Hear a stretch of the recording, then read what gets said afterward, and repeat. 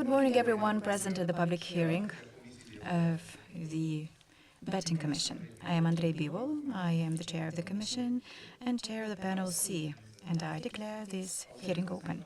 This hearing is being conducted under the Law 252 on the external evaluation of judges and prosecutors and amending certain regulatory documents, and also on the basis of the rules of procedure of the commission.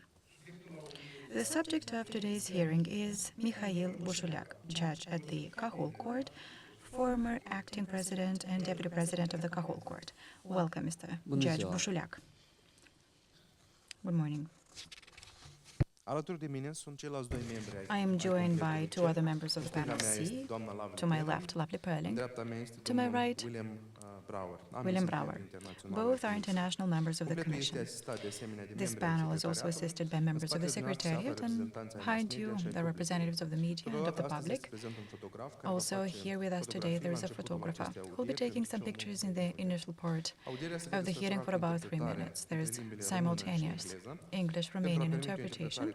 To allow for accurate interpretation, please speak clearly.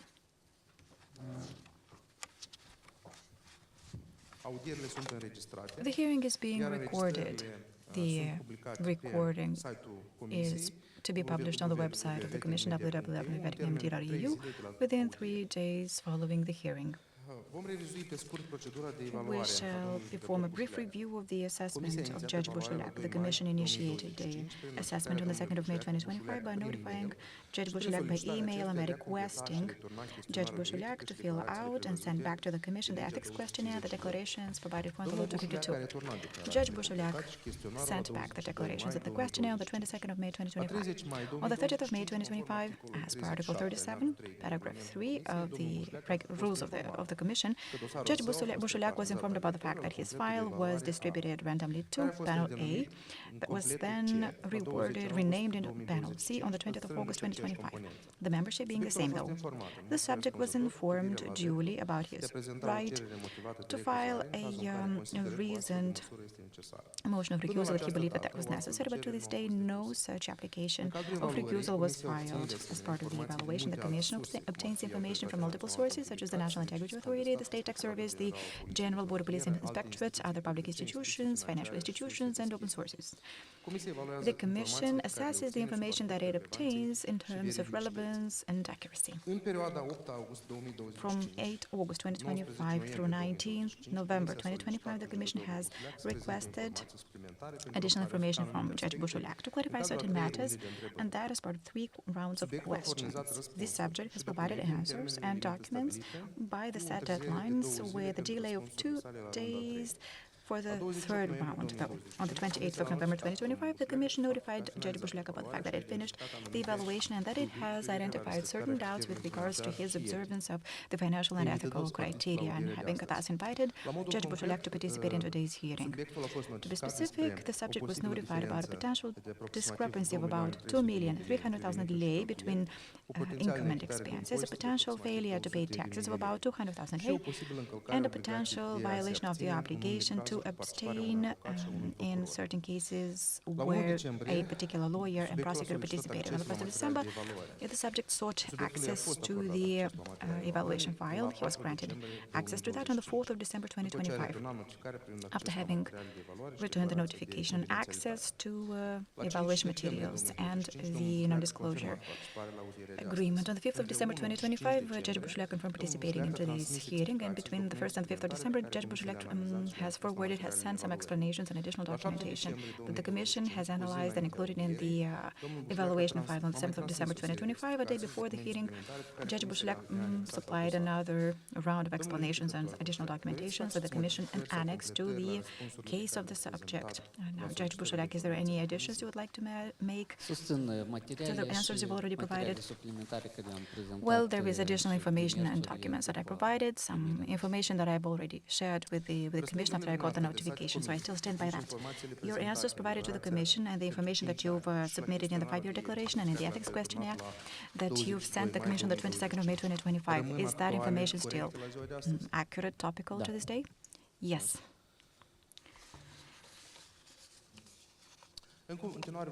Next, we will address those issues, those matters of concern, and we'll be asking questions regarding the issues that were raised with you, that you were informed in that invitation to this hearing.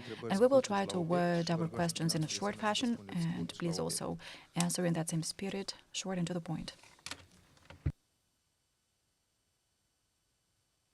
The first matter that we will address has to do with the cash savings before the assessment period. You refused to make an estimate of cash savings that you've had at the end of 2012, that is, before the initiation of the evaluation period covered by the evaluation. But you've insisted that when it comes to the existence of those savings, you stated there were savings, but you did not specify the amount.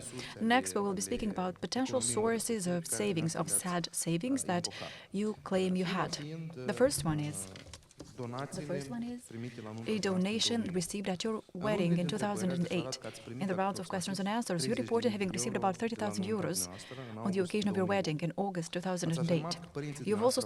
You've mentioned that your parents have covered the expenses for organizing that event.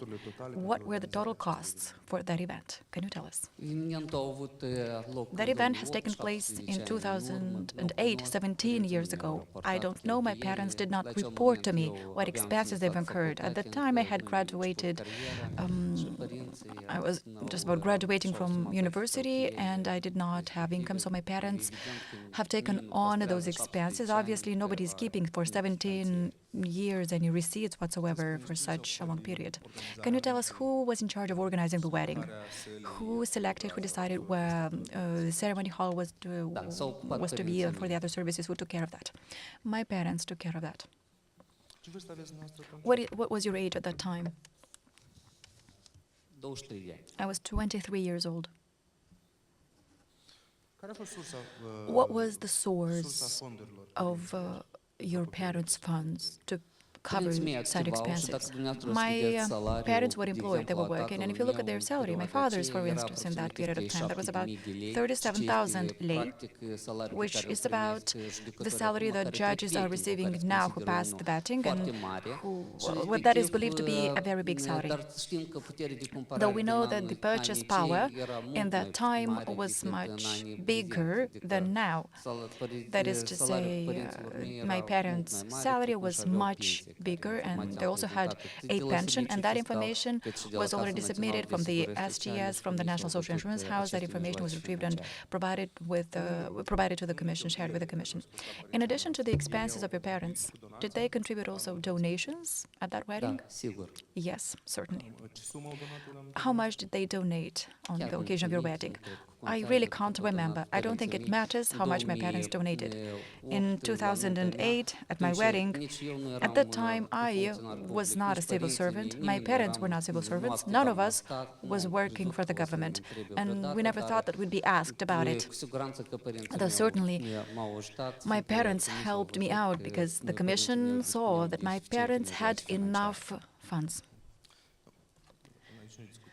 Well, it's not about the obligation to report now. This is not the matter at issue that you had or didn't have such an obligation. It's rather about the actual availability of this money. Are there direct sources? Is there contemporary evidence related to that event that could confirm the donation of 30,000 euros? Well, I stated that after the event has taken place, a part of those funds were deposited with a bank. That was the euro amount, dollars and Moldovan lei. I can't remember specifically, I think 16,000 euros, $14,000, and about 20,000 lei, but there were other currencies as well. And therefore, we somehow rounded up the amounts to deposit that with a bank.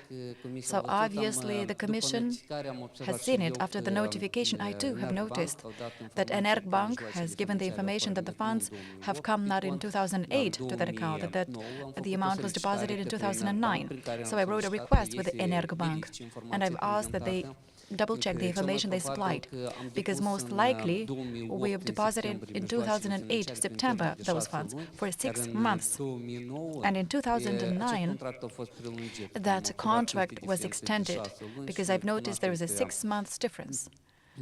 So we know that most of the banks propose deposit contracts for 3, 6, 12 months, and so on and so forth. So most likely the initial contract was for a period of 6 months, which is where this difference in terms of years appeared, this inconsistency. And now for further clarification, is it your answer that the bank has provided information to us on when that short-term deposit expired, not when you deposited actually? I think that the bank provided information on when the contract was extended. That's what it was like then. You could have an extension without going to pick up the funds from there, so it would be extended, and perhaps that contract was extended. So that's why the bank reported that in 2009 the funds were deposited, not 2008. There's the laptop with the answers from the bank right in front of you, and they claim that you have deposited, at least that's the answer. So from 2008-2011, in your name, bank deposit accounts were opened, and as you see, there are 2 deposit accounts, one in dollars, one in euros. And both of them seem to be, at least the date of the deposit, 27th of March 2009, and withdrawn on 6 November 2009. So that is indeed a short period of time, though it's all within the year 2009, and the amounts are not really consistent. We see $5,000, 4,000 euros, and earlier you told us 6,000 euros, $14,000, 20,000 lei. Well, the Commission received information from Victoria Bank as well and from Moldova Growing Bank as well. In total, if you sum them up, that's going to be 16,000 euros, $14,000, and 20,000 lei. And together, Energbank, Victoria Bank, Moldova Growing Bank. So all 3 summed up together. We have divided them like that. You know that Moldova is a country where the banking system is not stable, and therefore we decided to divide the funds like that at the recommendation of my father, just in case the bank goes bankrupt or anything happens, so that as to be able to save some money, to be able to recover some money. So that's why we've divided them like that. And if you look at the deposits in Moldova Growing Bank and Victoria Bank, you may notice that they were deposited at some point in September, more or less in that same period with the Energbank, in fact. The funds were deposited at the same time, and it's 6 months: September, October, November, December, January, February, and then March. That's 6 months. So that's why I'm saying that perhaps there was a mistake with the bank. I've also written a request with the bank, and if you need that, I can send it to you too. I haven't sent it yet because I'm still waiting for an answer to be able to share that with you later. Thank you. How did you use the donations you received at the bank outside of the deposits? Did you make some investments, reinvestments in anything? As I've explained the Commission, at that time there was an investment contract in force. That contract was with regards to an apartment. The first apartment purchased with help from my parents in 2007. A small part, well, a part of the funds were meant for that real estate, for that property. The Commission established that the greatest part of the contract was covered initially, was paid initially when the contract was entered into. And then there was a discount made, because at that time, if you were buying out the apartment, you were paid a bigger amount, then you would be given a discount. And therefore, what was left was about 3,000 euros to be paid. And that was later paid. And as I've explained, in 2009, we bought another apartment, and the funds were thus used for the second apartment in particular. Thank you. Now, your sister got married in 2010. What were the wedding expenditure, and who covered those expenses? I don't know, but my parents too contributed. My sister is older, you know that there is a 5-year difference, and she organized the wedding ceremony, but certainly my parents contributed as well. Do you know how much your parents contributed to your sister's wedding? I don't know. In 2006, your brother got married. Are you aware of the expenses, the wedding expenses incurred for his wedding? I am not aware. Did your parents contribute? Certainly they did. Do you know to what extent? How much did they contribute? I really don't know how much our weddings cost. My parents contributed, as I stated. The Commission saw the level of income of my parents. There were quite high levels of income. I've also supplied information. Speaking of 2006, I've supplied information as far as I remember. There is information from 2000 regarding my parents.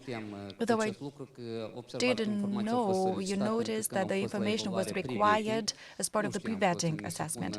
I didn't know that in 2025 such questions would be asked of me.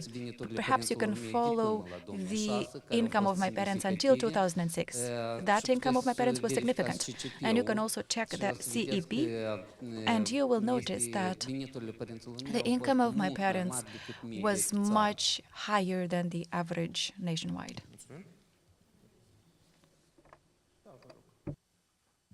Thank you. I still would like to clarify some aspects of your wedding, because I understand that you don't know today how much it costs specifically. But today you are charged. You are under evaluation. My first question is, what kind of wedding they were?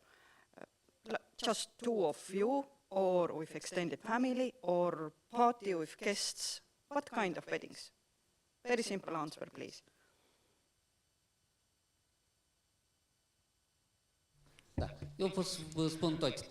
Well, I can describe the three weddings. My and my brother's wedding were larger. Your.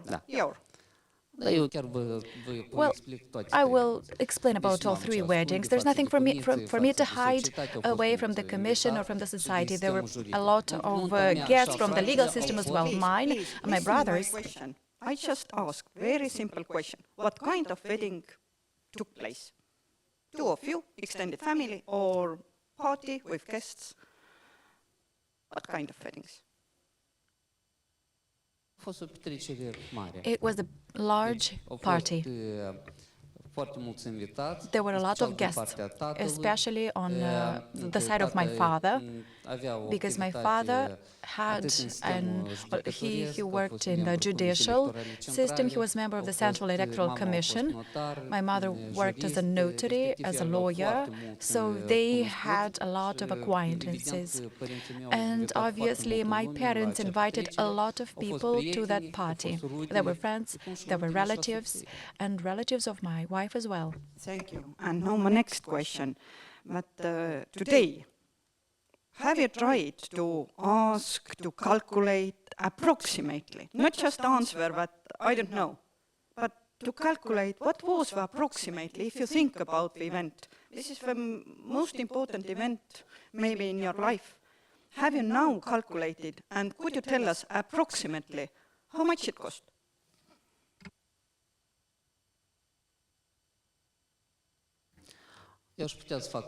I could make some calculations if I asked my parents, but my parents passed away several years ago, and you are aware of this. And there is no one for me to ask about it. I make calculations how?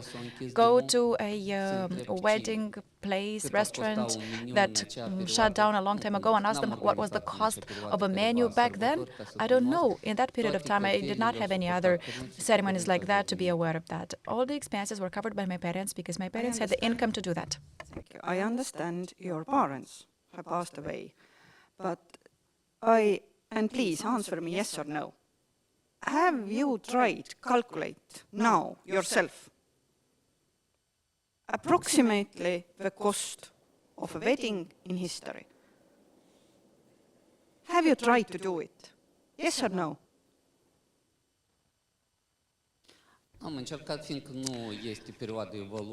I did not, because it's not a period that is subject to the evaluation. And I don't know if there's anyone who is interested. I don't know if there's anyone who's interested how much my personal wedding cost 17 years ago.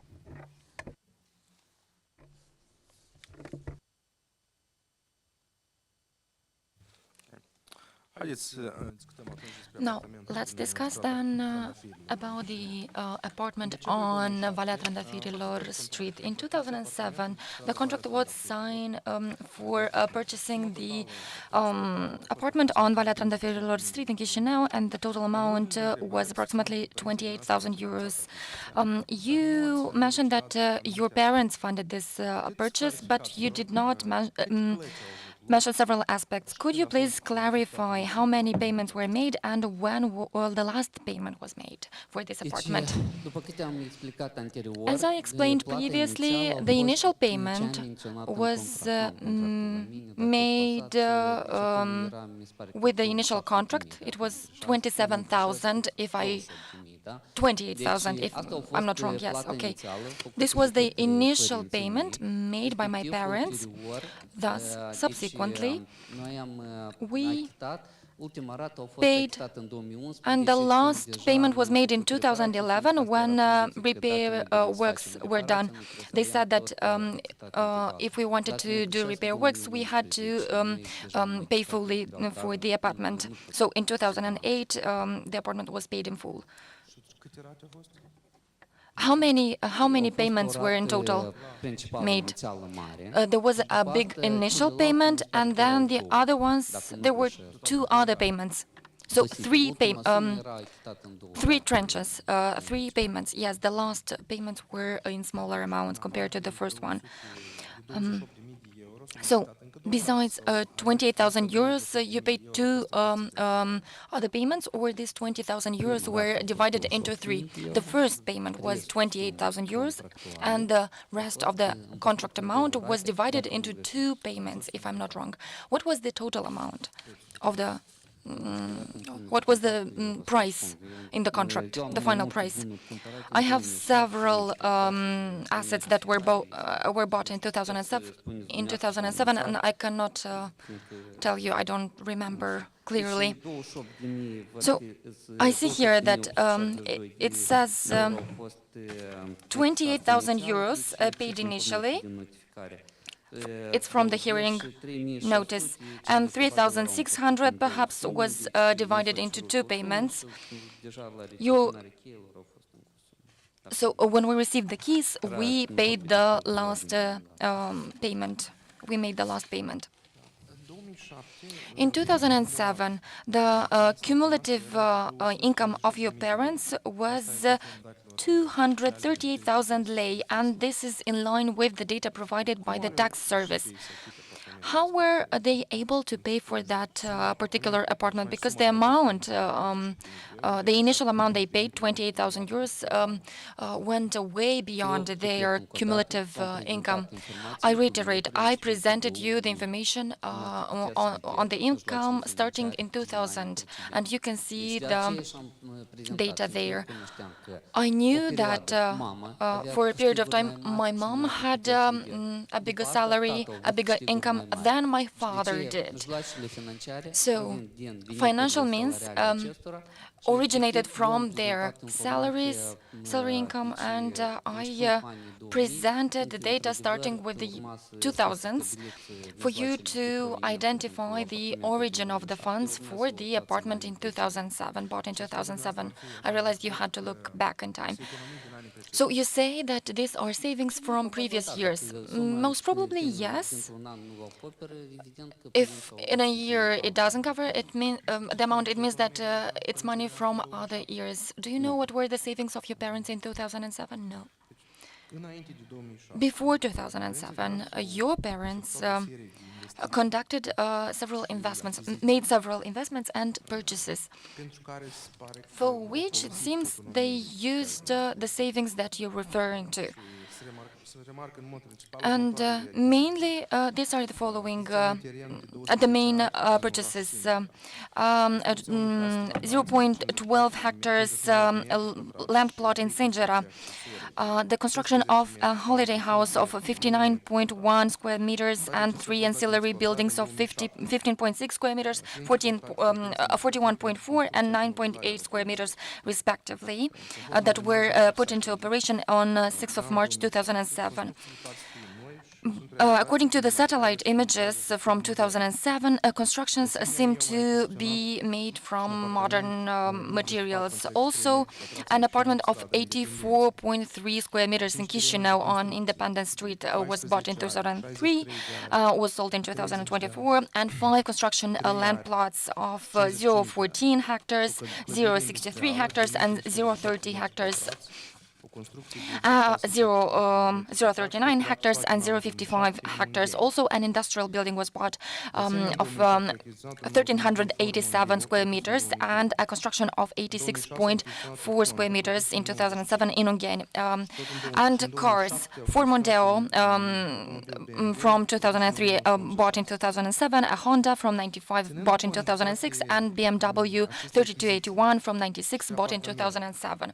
Considering all these purchases, inclusively the apartment, the cars, how were your parents able to cover this investment and also the funds for organizing your wedding ceremony, and how were they able also to buy the apartment in 2007? Perhaps it would be good to ask them, but unfortunately we cannot.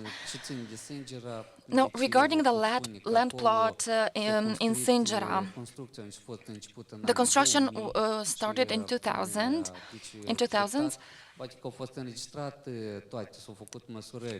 And the measurements were also done back then.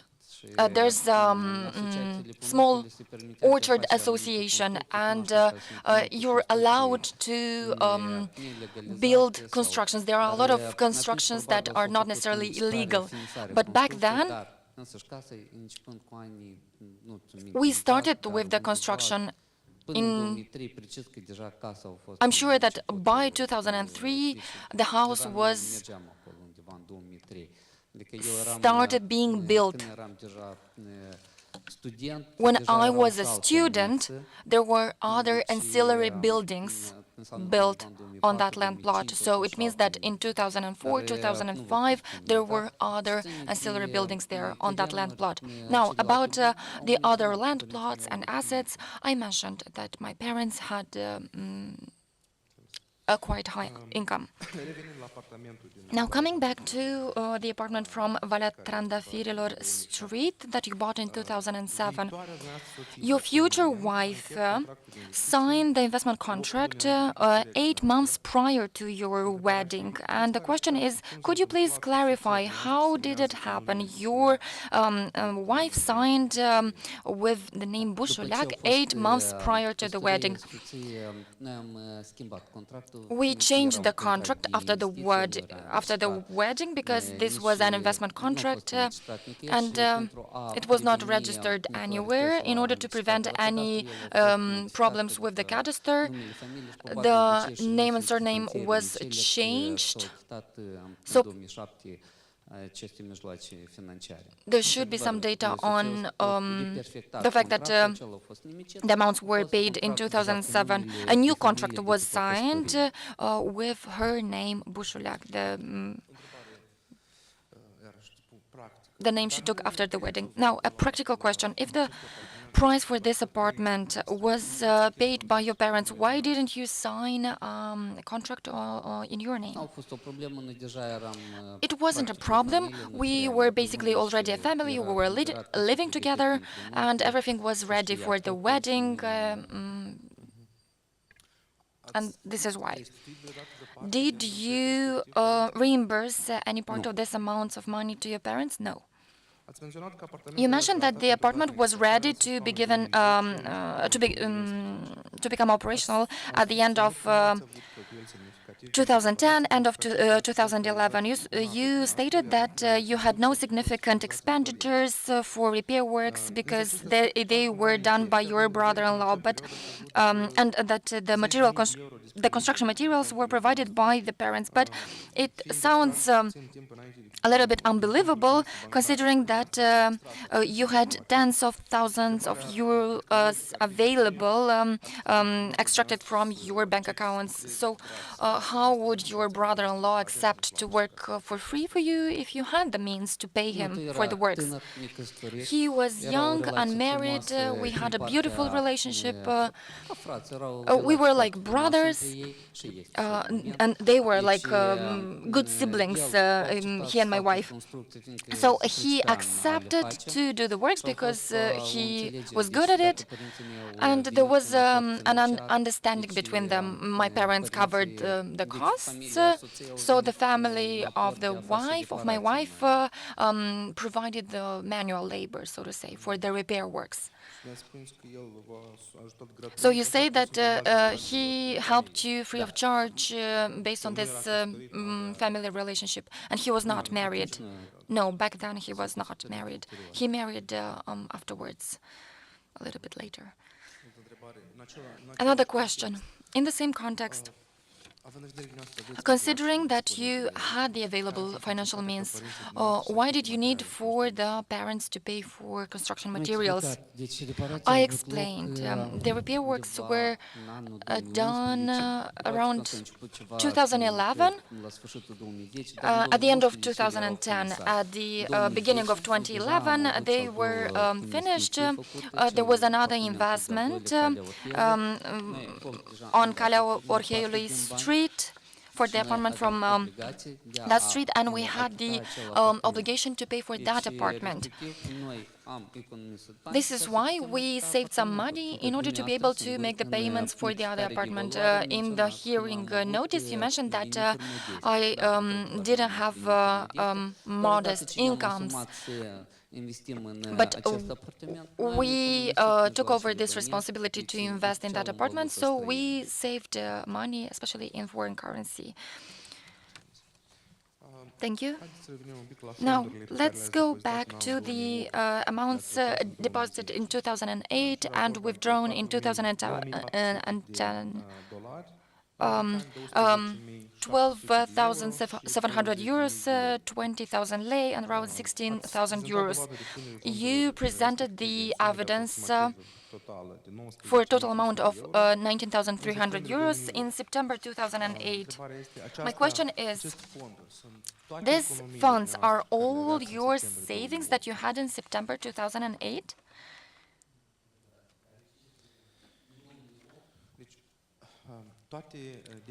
So all your deposits from 2008 together and converted using the currency rate, the exchange rate from back then, represents 19,300 euros from all the banks and in all the currencies. I reiterate, $9,400, 12,700 euros, and 20,000 lei.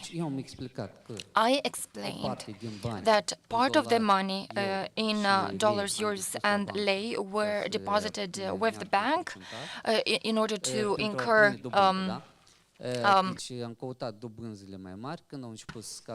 interest. The interest started decreasing, and this is why we withdrew the money. And you know that we had the bank fraud in that period of time.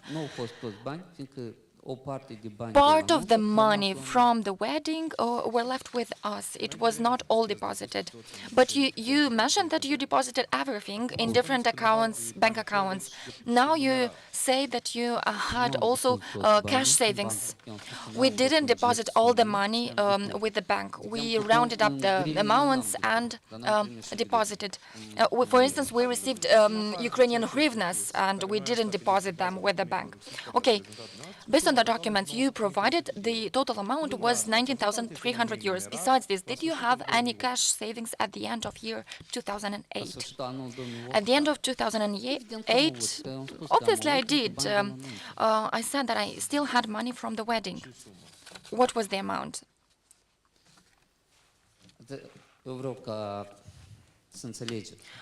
I kindly ask you to understand. I never wrote down the exact amount I had on 1st of January in my house, with the exception of those two cases I mentioned in the statement, because they were bigger amounts. I didn't keep these records, and I don't think there are people who have records on the amounts they had 20 years ago. Even the members of the Commission, I don't know if the members of the Commission could say what the cash savings they had on 31st of December 2008. Mr. Bușuleac, you said that you received at your wedding donations amounting to 30,000 euros. You deposited with the banks 19,300 euros. How did you use the other money that you theoretically had and now you confirm that you had and kept as cash? I said, we deposited the money with 3 banks in September. Energbank provided the information according to which it says that we deposited the money in 2009. Please listen to my question. I'm asking you about the cash savings. I kept them at home. But did you invest it in other goods, assets? What assets? We had an investment contract in 2008. There was a construction site. So we didn't invest in anything else. So in 2009, you reinvested the amounts, these amounts, and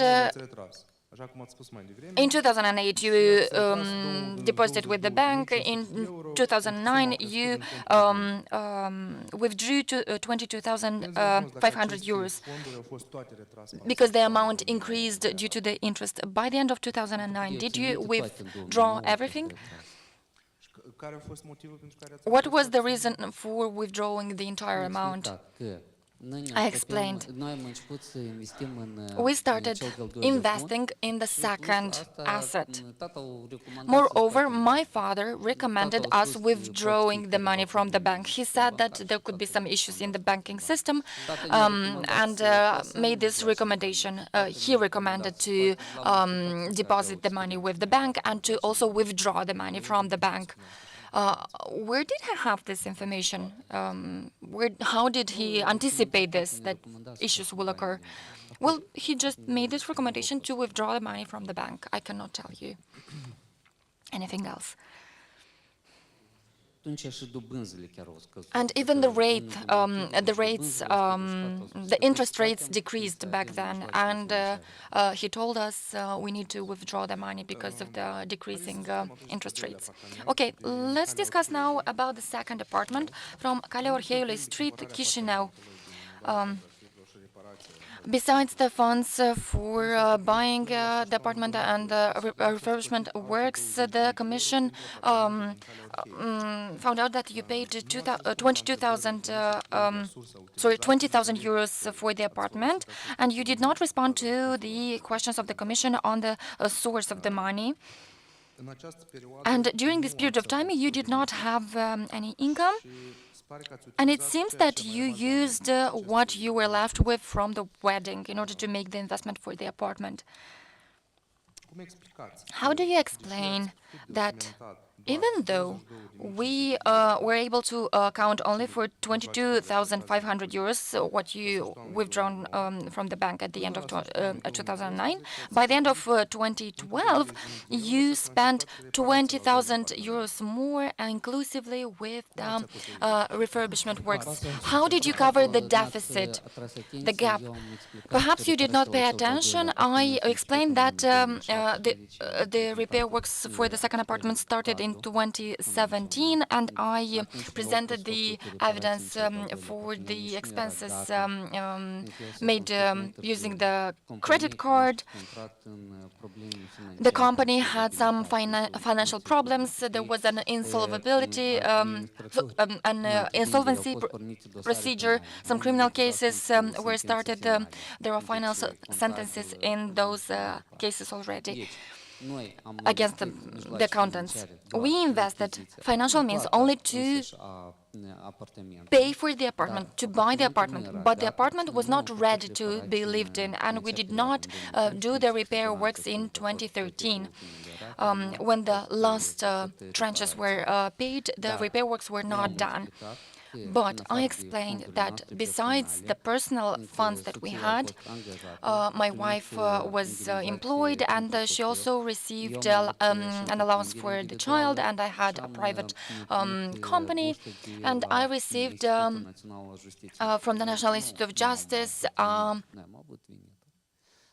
scholarship. But they were not necessarily significant. And for the second apartment, her parents also helped with that. Now, let's talk about cash savings during the evaluation period.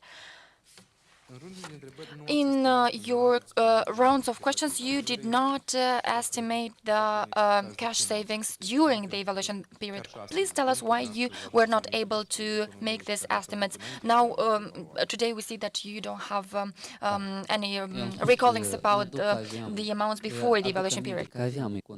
I said I remembered, well, speaking of the savings, I know the source of that, specifically from the wedding. And I know that we haven't deposited all of that to the bank, but there are some funds that we kept at home. However, I don't remember the amount of that.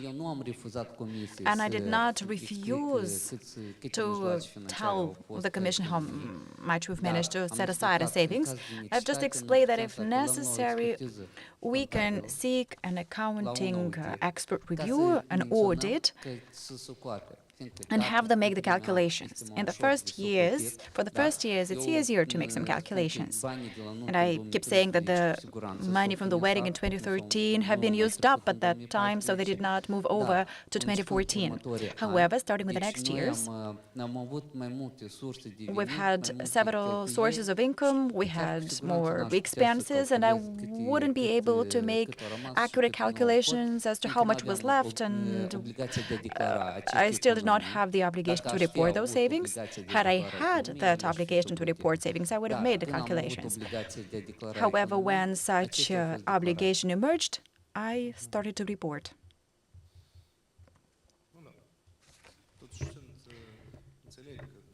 Still, I understand 2012, 2013, but you refused to make estimates of your savings for the end of 2023, which is closer to now. Because I was not aware of that, I didn't know how much that was. Had I been told that such questions would emerge, then I would have made calculations, but I don't know. Rather than misleading the Commission, because the Commission saw that I was honest, that I wanted to be honest. I did not make up numbers.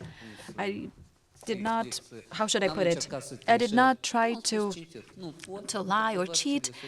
I can't make calculations, I said, because you've seen that the financial situation is a little bit more complicated. There were cards, credit cards, there were loans taken, salaries, income from two sources. So with myself and my wife, there's a stipend, there's allowances and investments in real estate. So with all of this having happened, I can't provide certain specific information, concrete information. So if the Commission has any doubts as to my savings at the end of the year, then I am ready to seek the conduct of an expert review. But given that the Commission did not accept even what I reported, understood, Mr. Bușuleac. Let's turn to another source of income, the christening of your son. You reported with the National Integrity Authority that in 2016, you allegedly received 30,000 euros on the occasion of your son's christening. In the rounds of questions, you mentioned that your parents have organized and paid for that event. You've also reported, you told the Commission that your parents provided more than half of the amount at issue, more than half of the 30,000 euros that were donated, that is. So it appears that you were provided significant support from your parents in 2016. Were there other occasions where in 2016 you've been provided support by your parents? that donation that I've also mentioned earlier. So with regards to it, I can explain that this has also happened before the event itself, so when the child was born. We were given some funds on Easter occasion from parents, so there were some funds that were given before the christening per se, but in total the amount was that, with the gifts and all. So out of the 30,000 euros that were reported as donation on the occasion of the christening, you stated that your patient donated, the parents, donated more than half of that. So can you tell us with greater precision, out of the 30,000 euros, how much was it that your parents donated to you? I can't say with precision, but around 20,000 or maybe even more. I can't be very accurate now. But for that year, well, in particular for the Commission, I have made some calculations of the income of my parents, and I can state that my father, well, his pension alone was 202,000 lei. My mother, 60,000 lei, around that. And the income reported to the tax authorities, 950,000 reported by my father and 20,000 by my mother. So the total amount of the income of my parents, that was about 1,232,227 lei and 64 bani, which I don't know what the average exchange rate was in that year, but the exchange rate as at the date of the event of the christening, that was about 55,851 euros.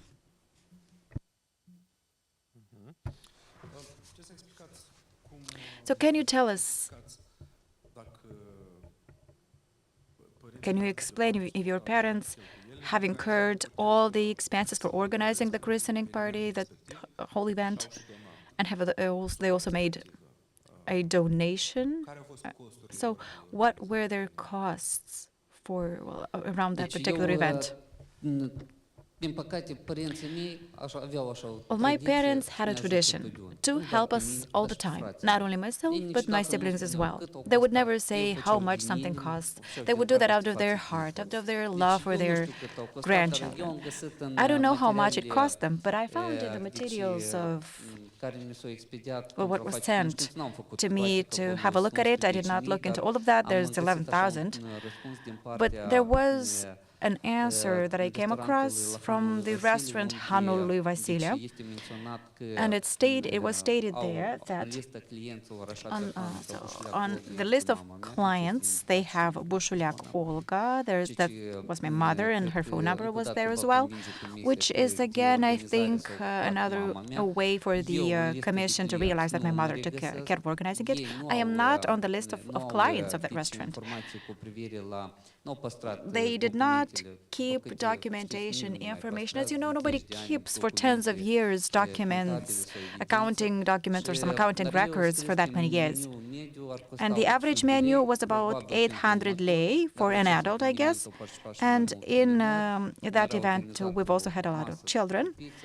There was like pizza, fries for the kids specifically, not for the adults. So some calculations can be made, more or less, an estimate. Understood. Thank you. According to your declarations, considering what you filed with the NIA, what you reported to the Commission, you were given about 60,000 euros support from your parents. In this context, I would like to ask you about a transfer to your father. In 2010, your father received $88,000 from a company in Panama. Bramco Business Corp in Panama. Can you tell us what was the purpose of the transfer to your father? I want to say that I found out about this transfer as part of the pre-vetting assessment. I had no knowledge about it until then. I was open, and I voluntarily applied for being subject to the pre-vetting because there was nothing for me to hide. I did not have any illegal income, and I know that my fathers too did not have illegal income. As part of the vetting, I've asked the Commission to provide some documentation, a document of sorts, anything for me to see if there is more that I could do about it, maybe even hire a detective to help me out with that, I don't know. But I was not given anything by the Vetting Commission. Are you speaking about our Commission or the pre-vetting one? The Vetting Commission. Did you ask for anything of this kind from us? Well, if you look this up in my questions and answers, did you find any information in your file about it? I did not bring the rounds. The second one, I think, if I'm not mistaken, it was the second round of questions. However, as part of the pre-vetting assessment, the Commission sought for a number of times from the Anti-Money Laundering Authority, from that service, they've asked for information. And there was negative information, that, but the fact that my father, my mother, my sister were not involved with money laundering. I'm not sure if that was also about other members of the family, like my brother and my sister, but as far as this transfer is concerned, it has happened in 2010. From 2010 until 2025, for 15 years, no authority has taken any action. There was no criminal case initiated whatsoever, so I can't explain this situation around this particular transfer. Though there is something very peculiar that I noticed and I would like to share with you, but please do not interrupt me for as long as I read this. I found out that this transfer, I will have to interrupt you because we need to know where you have this from. What is the source? Is this part of our file? It's on your website. So, from the notification, hearing notice, it says that the transfer has happened via Estonia. And from 1996 until 2004, Lovely Perling has had the position of prosecutor in Tallinn. From 2004 to 2007, she's been chief prosecutor at the Viru prosecutor's office. And 2007 to 2014, that is, year 10 is part of that, is within that. She was chief prosecutor in international crimes. If this amount was concerned in money laundering, in a crime, then I am sure that Madam Lovely Perling would have initiated a criminal case on that. And she would have carried out investigations, and she would have issued some orders in that regard. Considering her activities, according to the curriculum, to her CV, we see that in 2014, she was appointed as Prosecutor General of Estonia. So I trust, therefore, that the Estonian authorities did a good job and they checked everything duly, same as for Moldova. I don't know why you are answering in a way as if you were accused or if your father was accused of having committed a crime. The question was about providing reasoning for that. Why did that Panamanian company transfer to him $88,000? Nobody raised any issues of suspicion that a crime was committed. What was the purpose? Maybe he provided some services to them. You tell us. I suspect, with the Pre-Vetting Commission too, I've explained that my father was a notorious lawyer, and it is perhaps related to his legal work. I can't say that with certainty. And that's what I've also stated during the pre-vetting hearings. My mother had passed away in September, but the question about Panama was raised by the pre-vetting in October, a month later.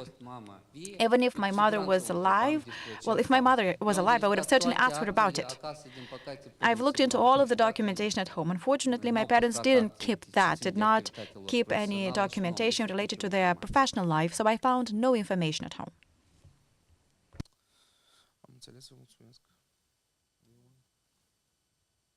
Understood, thank you. So, Mr. Bușuleac, another question emerged with regards to that event in 2016. Can you tell us why did you not report the payments your parents made in relation to the christening party? Yes, I have sent, if I'm not mistaken, I've sent 2 explanations after I received the notice. In the first one, I've explained from a legal point of view the fact that in that statement, in that declaration at that time, there was no section specifically for procured services. That is, if I carried out this event now, then I would be expected to report. There is a special column for services that if the value of that is above 10 or 15 salaries. So if such a column, if such a row was there in 2016, I would have filled it out with the required information. But we know that in 2016, a new law was passed, a new law that entered into force in August, if I'm not mistaken. So a new law came around. And the second explanation, the second way to explain it by example, maybe that's not really the best way to go, but maybe that is the only way to explain that. I've found 3 inspectors that worked in that period at the NIA. Inspectors who, too, have had such events like wedding, christening party, reported in their NIA declaration, and none of them reported their expenses. We did not have such a section. There was no such obligation to report something like this. Now, this is the case, though.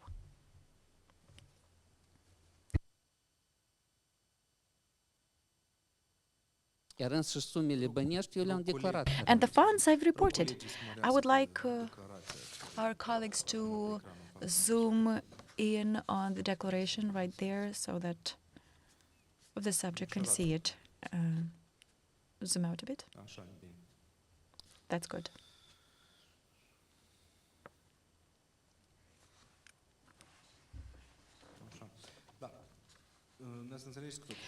You do understand that as you haven't paid that, but your parents paid for that, that meant savings for you. Logically, it makes sense. It meant I was able to save something, but if the parents hadn't organized and paid for that, maybe I wouldn't have either. The event took place in Chisinau. I was living in Cahul, that's quite far away. It was the initiative of the parents to have that party happen. They did the same for the other grandchildren, a party like that is. So it was not just for my first daughter, but also for the children of my siblings. That was their desire. If they hadn't done it, then it perhaps wouldn't have happened at all. We would have christened the children and that's it. Maybe we would have just had a more intimate party with fewer people, something smaller, but that was the desire of my parents. And they did not donate the money to me. They did not give me money for me to go pay for the services, because the event has taken place in Chisinau, and you have received confirmation from that restaurant that such an event, well, indirectly, that my mother is on the list of customers, of clients. We've only had one single celebration there. My siblings did not hold it theirs there. So my parents wanted to support this. Now, knowing what things are like now, knowing what the law is like now, I would have reported that. But at that time, this was not required. Reporting such amount was not required. If I had the obligation to report it, then I would have asked my parents about it. I would have asked them what was the amount that they spent. And for me, then to report this on the basis of what they would have said, or maybe on the basis of some receipts, I would have asked for some supporting documentation as to their claims. However, that obligation did not exist, so I never asked. Out of the information that you provided, it comes out that your parents provided financial support to you in a significant amount. With the wedding, the christening parties, the apartments, financial donations in different cases. And we also know that you have a brother and a sister. Did your parents support them equally as you, if you know. Our parents have supported all of us, the siblings, in different periods of time. They provided different support. In 2016, I was 5 years into my professional life. I was working for 5 years by that time. Initially, when I started working as a judge in Cahul, there was only one thing that I had in mind: to come back to Chișinău. After 2016, I liked the town. We like living in Cahul. And my wife had become a bailiff in Cantemir. And that's we were decided to stay there, to be established there. You know that you can't, well, my wife couldn't change. It's easier for judges to be transferred, but since the reform, there are only 2 bailiffs who were ever transferred. It's harder for them. So the parents said that it would be best for us to move and live separately in our own house, and they wanted to help us out with buying that apartment. And as in that year, they had, as you have seen, the discrepancy compared to previous years, my father, when he left office. So that is a year, there is a year when my parents reported bigger income. So he provided that contribution to us to help us out buying that that apartment. Sorry. I will, I think, reiterate my question because I haven't asked you about the support provided to you. I've asked you about the support that, if there was any support from your parents, if your parents provided equal financial support to your siblings. Yes, certainly. They supported my siblings, they are older. As you see, I was at the end during the period subject to evaluation. I was the youngest of all, and I had later thus received this support that was significant, more significant in amount. My siblings were helped out in their due times. As you've mentioned, certain cars, those cars, they too were purchased and they were being used. I think the BMW was used by my sister and the other car by my brother.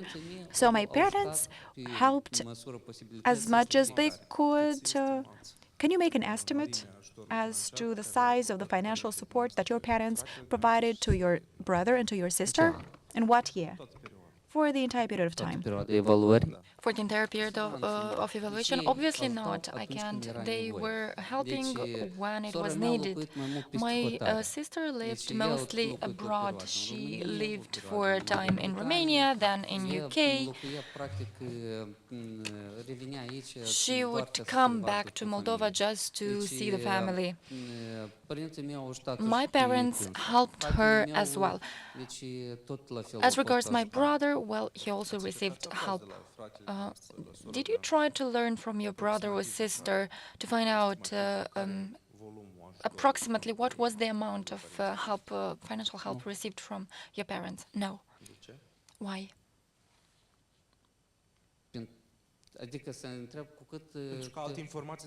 Because you presented other information about the income of your sister in some years. It wasn't a problem for you to find out this information. Yes, but the Commission did not ask this information. I wasn't even asked. So this question was in no round of questions that I received. My brother received help to do refurbishment and repair works in his apartment, and I don't want to talk about their family situation. They are divorced. But yes, he received help from my parents, and you've seen that my brother did not work for a long period of time. I wasn't the only one who received support from my parents. In 2009, your daughter was born, correct? Yes. Did you organize a similar event, a christening party for her as well? And yes, and who incurred the expenses? Mostly my parents, but we also contributed. For this event, we contributed as well because we had part of the financial means, some money from the wedding, and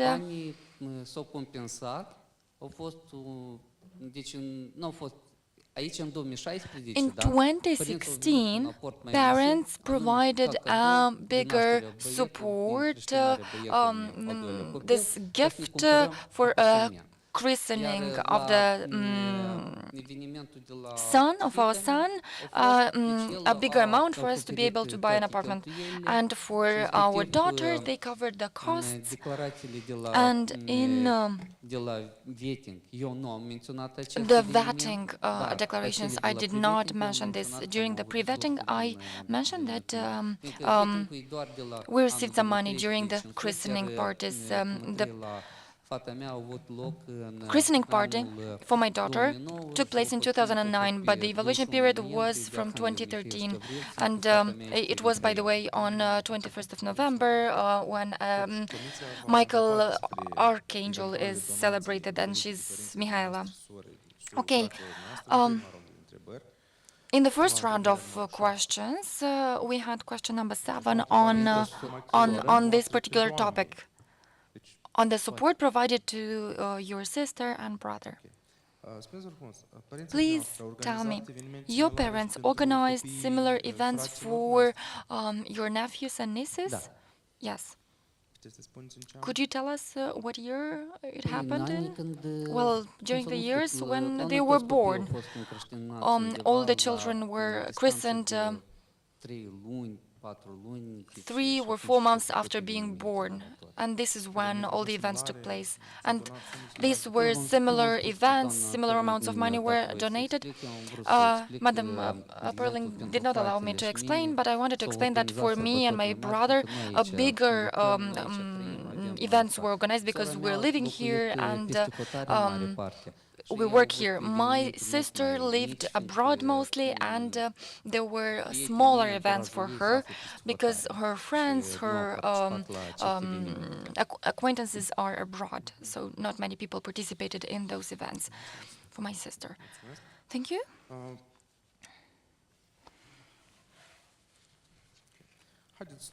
Now, let's move on to the loan you took from your sister in 2023. You declared to the National Integrity Agency that you received an international transfer of 15,000 euros in 2023, it being a loan without an interest rate and without a reimbursement timeline from your sister.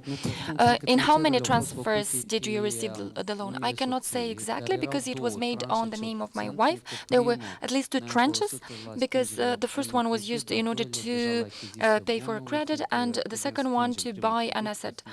We had to pay the previous loan in order to take another one.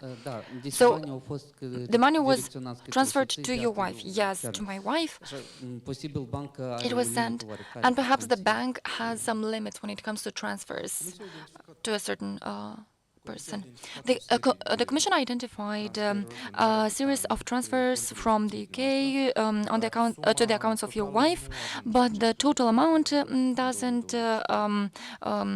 reach 15,000 euros in 2023, and the payer cannot be identified from the information the Commission has. The Commission informed you about this, but you did not present the proof of the transfer from your sister. Could you please explain why you were not able to present the evidence for this transfers for us to see that your sister was the one making the transfer? If I'm not wrong, I sent the information. My sister counted the money that she sent, and we've identified at least part of the transfers. At least for part of the transfers, I presented some evidence. But I need to see. But I asked my sister to identify these transfers. Indeed, there were several tranches. And the amount for the transfer was limited, usually. You mentioned in the rounds of questions that the loan was agreed upon during a phone discussion. Do you have any written electronic communication to confirm this loan, the lack of interest? There is no no written form document, but the transfers are the evidence of the loan. And in order to clarify these circumstances, I asked my sister to write down an explanation to be sent to the Commission in order to confirm that she transferred the money, she made the transfers. I sent this explanation to the Commission, and the Commission mentioned that it has doubts with regards to these financial means. And I mentioned that the origin of this money was this loan, and I presented information on the income. You've seen that it is standard income. My sister back then studied in the UK, and she worked also part-time, and she stayed at home to care for her child for a period of time as well. So I presented all the information that you requested. The Commission asked whether or not we had some electronic communication on email. Well, we didn't. In the modern world, everybody talks on the phone. And considering that we were living in different countries, it was the cheapest version to communicate on Facebook, Messenger, WhatsApp, Telegram. Everybody uses these channels because it is cheaper. And verbal communication is the fastest one. So your answer is that there is no written communication, electronic communication or of any other sort for you to be able to confirm that your sister agreed with the terms of this loan. We did not communicate in written form when the transfers were made, only by phone, but I will explain it to you. My sister told me that she would need this money when her child goes to study. If she wouldn't be able to send her child to free of charge education, then she will need this money back to be able to pay for the education of her child. And now she's not purchasing anything. And do you refer to high school education or university education? University education. Currently, her child goes to school. And in what grade is your niece or nephew? He's 16 years old. And the school system in the UK is different from the one here, but in around 2-3 years, he'll go to university, and then you'll need to reimburse the money. Perhaps not then, even sooner, perhaps, but this is when the deadline is.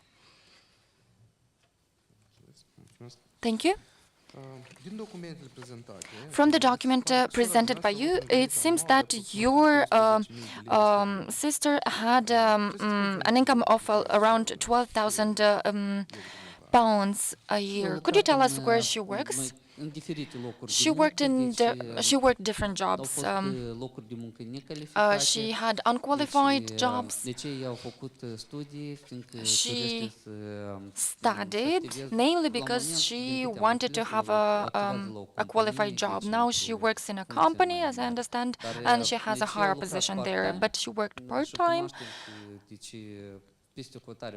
And you know that abroad, part-time is not very well paid. But more exactly, could you tell us what she did? She worked in accounting, in construction, something related to trade, market, sales, shops. She had different positions, and she worked in a sales company, in a big sales company. The Commission requested you to provide information on immovable or movable goods owned by your sister in the UK, or confirmation according to which she has no such properties. You did not present any data. in this regard. Please explain where your sister lives and tell us whether or not she has movable or immovable goods abroad. She lives in her house in the UK. It's her property? Yes. Yes, it seems. Yes, I did not see her property documents. But could you please explain in what round of questions did you request this information? I omitted this. I can't recall.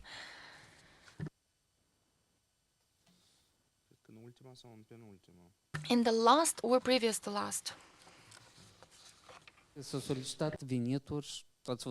You requested information about the income, and you've seen how difficult it was for me to present this data. She works, and previously she worked part-time, but considering that she graduated, now she works from morning till evening, and it took some time for her to be able to present this data.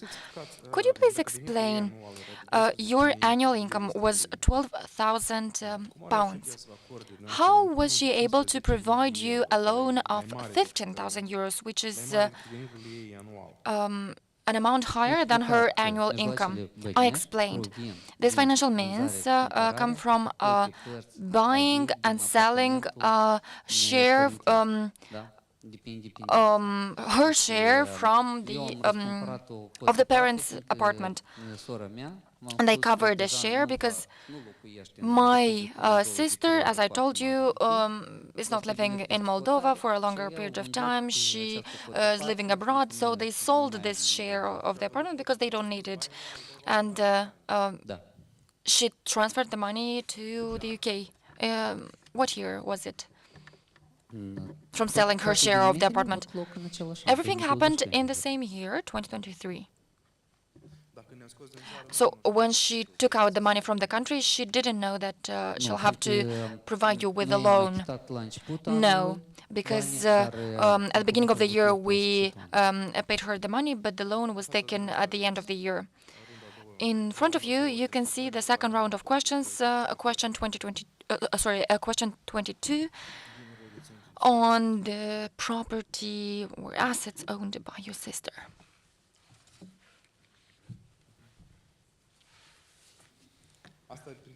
And this is for your information to make sure that you had this question from the Commission.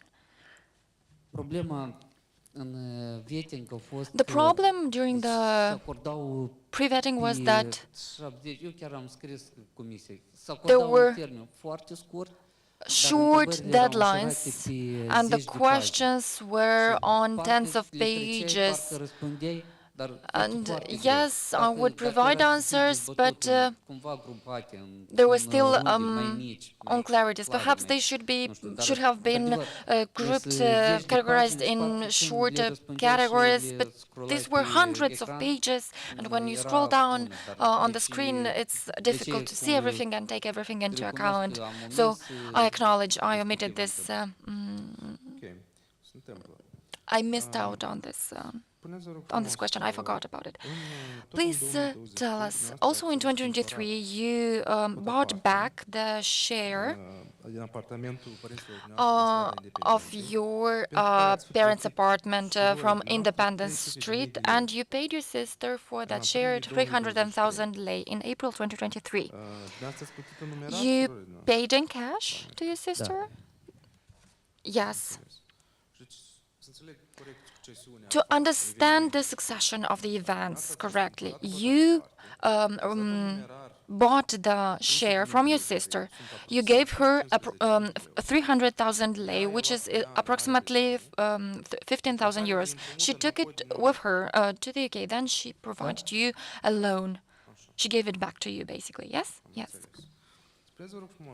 Please tell me, in 2023, you took loans of 2,777,000 lei from commercial banks. Please explain, why did you take a loan from your sister in the situation where she apparently didn't have a good enough income?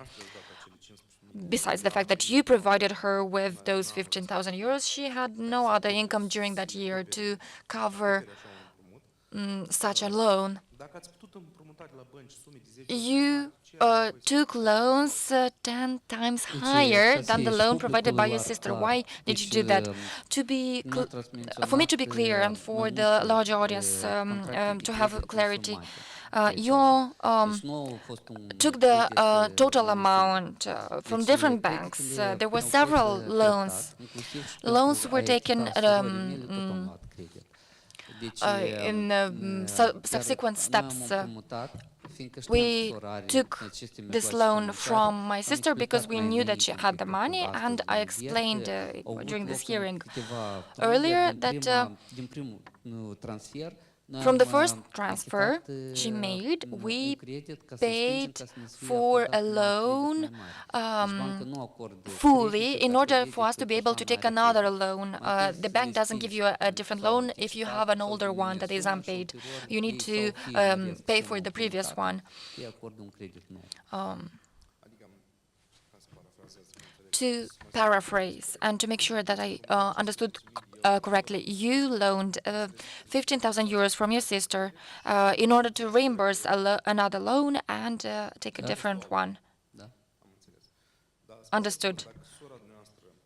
But if your sister exchanged this money and take it with her to the UK, did she declare it when she left the country at the customs? As I know, she took it out of the country in 2 tranches. She tried to learn from the National Bank how to cross the border with the money, and they mentioned that in relation with the crisis, it is not allowed to take outside the country currency because there was a deficit of foreign currency in the country. She exchanged it into pounds, the currency of the UK. She exchanged the money into pounds.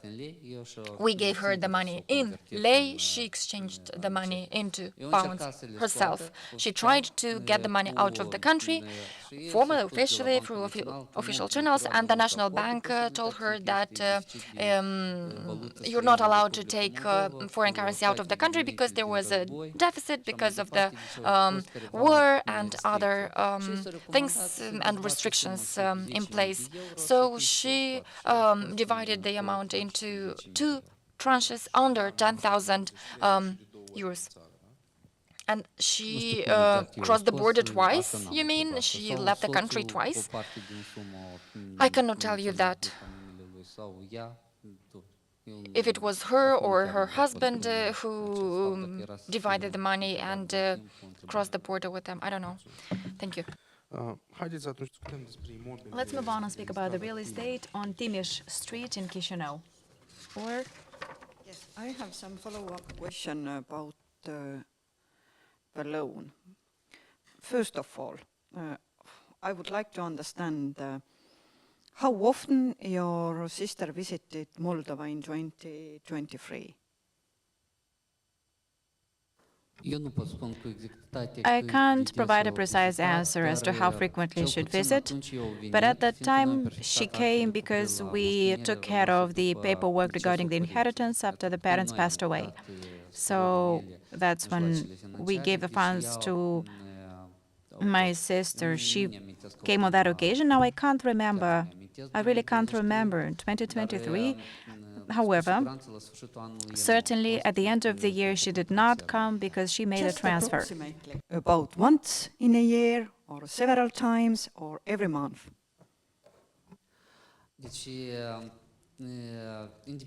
So that would depend on her education schedule. She could come when the parents were alive. She'd visit more frequently and more rarely after they passed away. Sorry.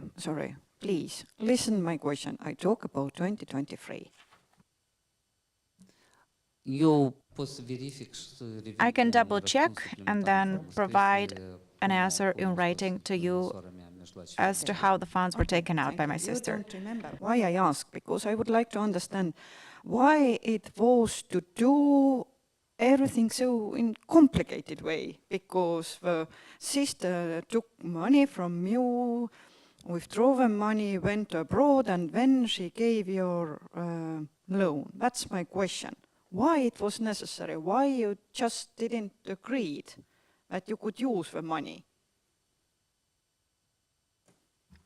Deci, eu, sora s-a prezentat So the în sister, prima jumătate a she came in the first half of the ca să year perfectăm actele for la us to notar take cu care of the privire la paperwork moștenire. with the notary with Atunci, regards ce am to the achitat inheritance. mijloacele That's when financiare. we Oferta gave her the de a money. procura acel As for bun that imobil, offer to deci, purchase that acel real bun estate, that imobil se property, vindea de o that perioadă property mai was being on îndelungată. sale for a longer time. Însă oferta, However, that scăzută, particular deci, de lower doar ce nu se offer, vindea, because it was not a apărut being la sold, sfârșitul nobody would anului buy it, 2023. it's only at the end of Când a 2023 that apărut the această ofertă, sale offer was vânzătorul lower. scăzut prețul, So the buyer, the seller, sorry, decided to reduce the price, and that's when we looked into it, and that's why I sought that loan from my sister.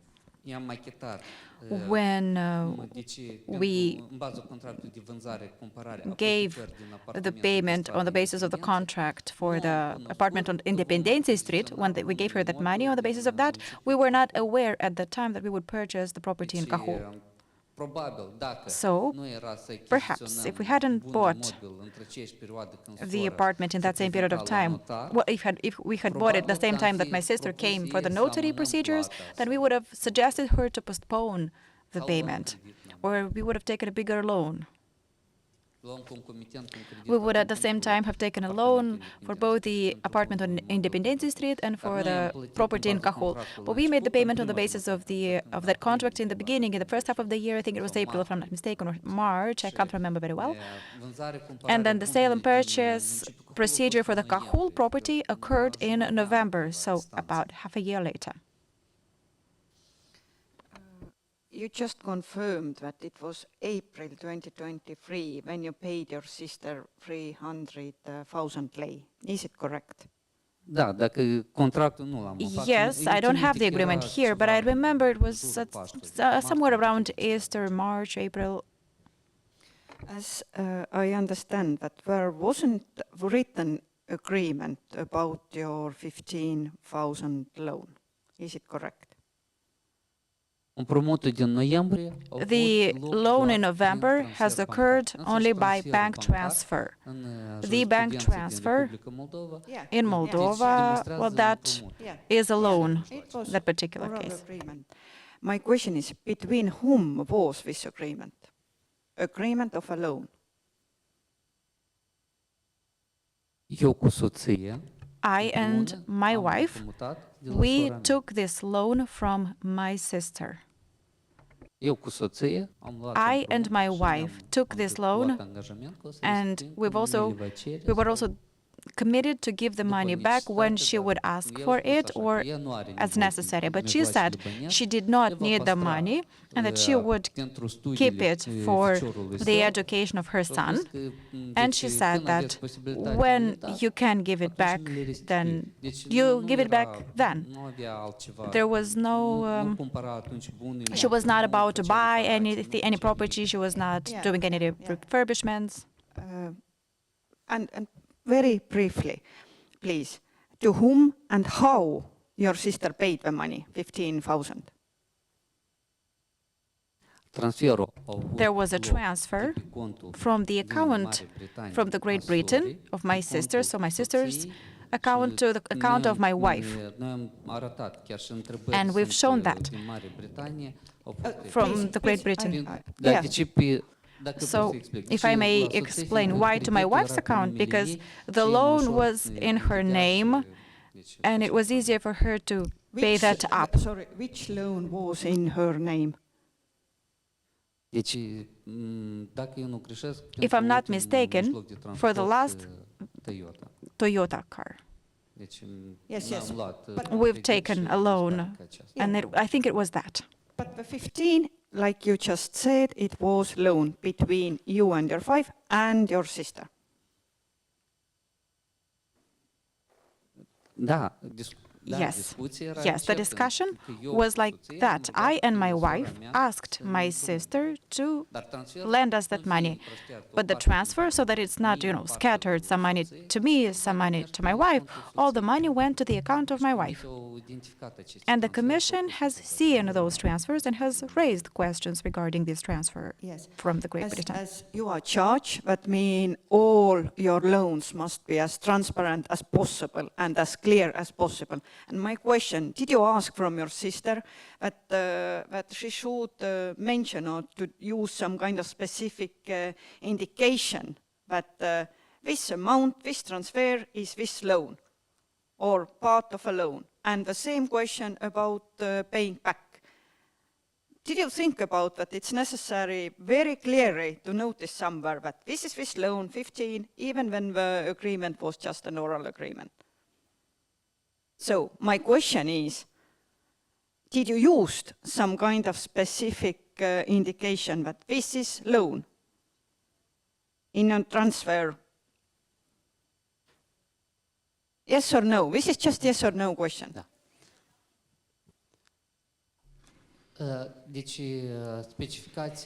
So, as for any specification regarding the transfer, I think only my sister can see that.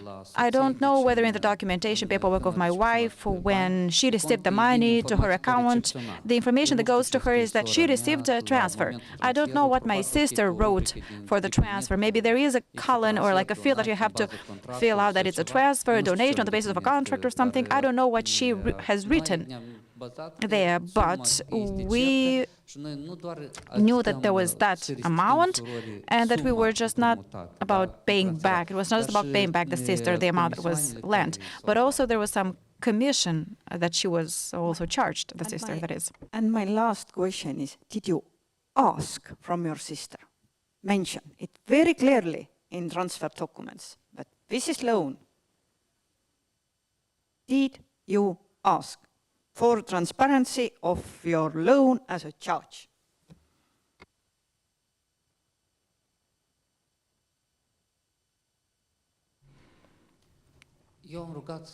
I've asked her to make a transfer as a loan. Now, whether she wrote that in the application or not, I don't know. We haven't had such a discussion. I don't know if in the application she wrote that. She made the transfer from her mobile phone. From the bank application on her phone, she's made the transfer like that. Now, as to how she filled it out, what she wrote, I can't tell.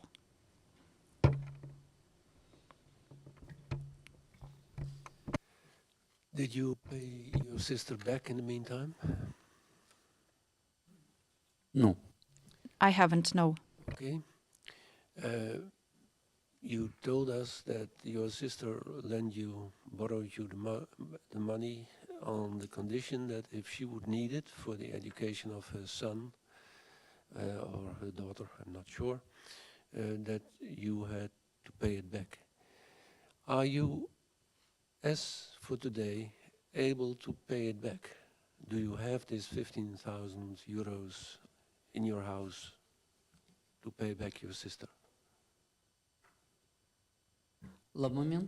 I don't have the money now.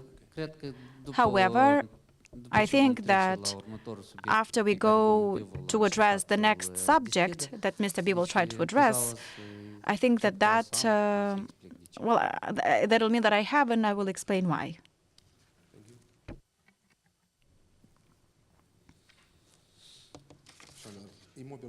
So the real estate on Timiș Street, Chișinău. In January 2023, your wife received by donation a share of half in a duplex of 178 square meters on Timiș Street, Chișinău, and 7/84 share of that land plot, and a share in another house of 107 square meters that is located on that same land plot. So, can you explain what was the condition of the property? The property was in, as in, was it finished, unfinished, furnished, unfurnished? What was the condition it was in? So regarding this asset, personal, la acest bun imobil au fost de 2 ori. I have seen that property twice. Soția mi l-a arătat. Once when my wife showed it to El me, nici n-avea chei de la she did acest not even bun, have the dar el keys from stătea that din property, afară but from the că, outside you could nu este tell finisat. Și nu that am it putut was să not intrăm. finished, Dar a and doua we were oară, not able noi to când am get venit, in. deja And the se făceau second time we were lucrări there, there were already some Deci, indoor perioada anume repair la data works being donației, conducted. eu nu am At the văzut time of the bunul donation, imobil I had în not ce seen stare that era. asset and the Dar, condition of that am asset, spus that lui property. soției, But deci out of erau what my lucrări wife said, firești. the walls had already been erected, Deci nu and erau- that erau was ferestre, all. I mean, there și were erau windows acoperiri. and there was a Dar, roof. în gradul de fi- But dar the în extent to interior which lucrări nu the erau. there were at that eu time no personal indoor works, or I have personally not seen that.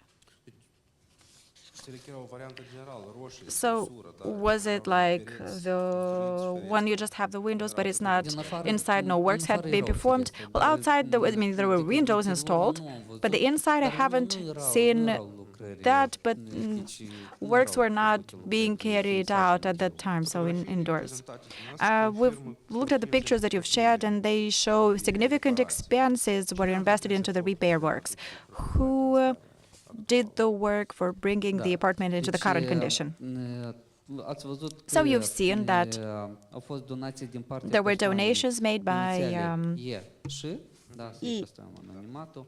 as Deci, initials. E și-au făcut So, aceste investiții that's who și le-au made the asumat integral investments până la capăt. and Deci, did that till the very end. dacă să ne referim la And speaking din ce of motiv a fost făcut această why donație, this deci, donation was made, acest bun imobil, This ați spus property, că este un duplex, da? you mentioned Deci it was a au un duplex. perete comod. So they share a wall. Din motiv că acest bun And imobil, given that partea this dată property, care a well, fost this donată site that was soției, donated to soției în my acest wife, the share of deci nu a that fost finisat, had a not fost been un litigiu finished. că, There was a litigation, scurgerile de apă and din that there partea were water nefinisată leaking from au the afectat unfinished cea part, de-a doua and parte care a there was fost leaking finisată. into the part that had Deci, already been s-a finished. propus soției And ca so să it was proposed participe to my la, wife that they would finisarea lucrărilor, contribute to la finishing repararea, works, to finishing nu știu dacă repairs, este to doar carrying out all the acoperișul, required la repairs in the schimbare, la roof, finisarea lucrărilor, and finishing atât some interioare other cât și indoor and exterioare, outdoor ca works, să fie, so ca that să prevină, so as to prevent încă careva further or other prejudicii pentru damages care este alăturat. onto the adjacent property. Who carried out the repair works? Was it your wife, or was it that other lady, Deci, OE?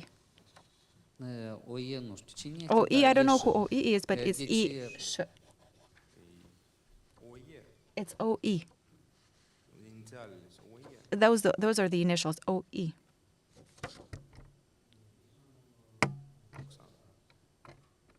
ce scuze. Apologies.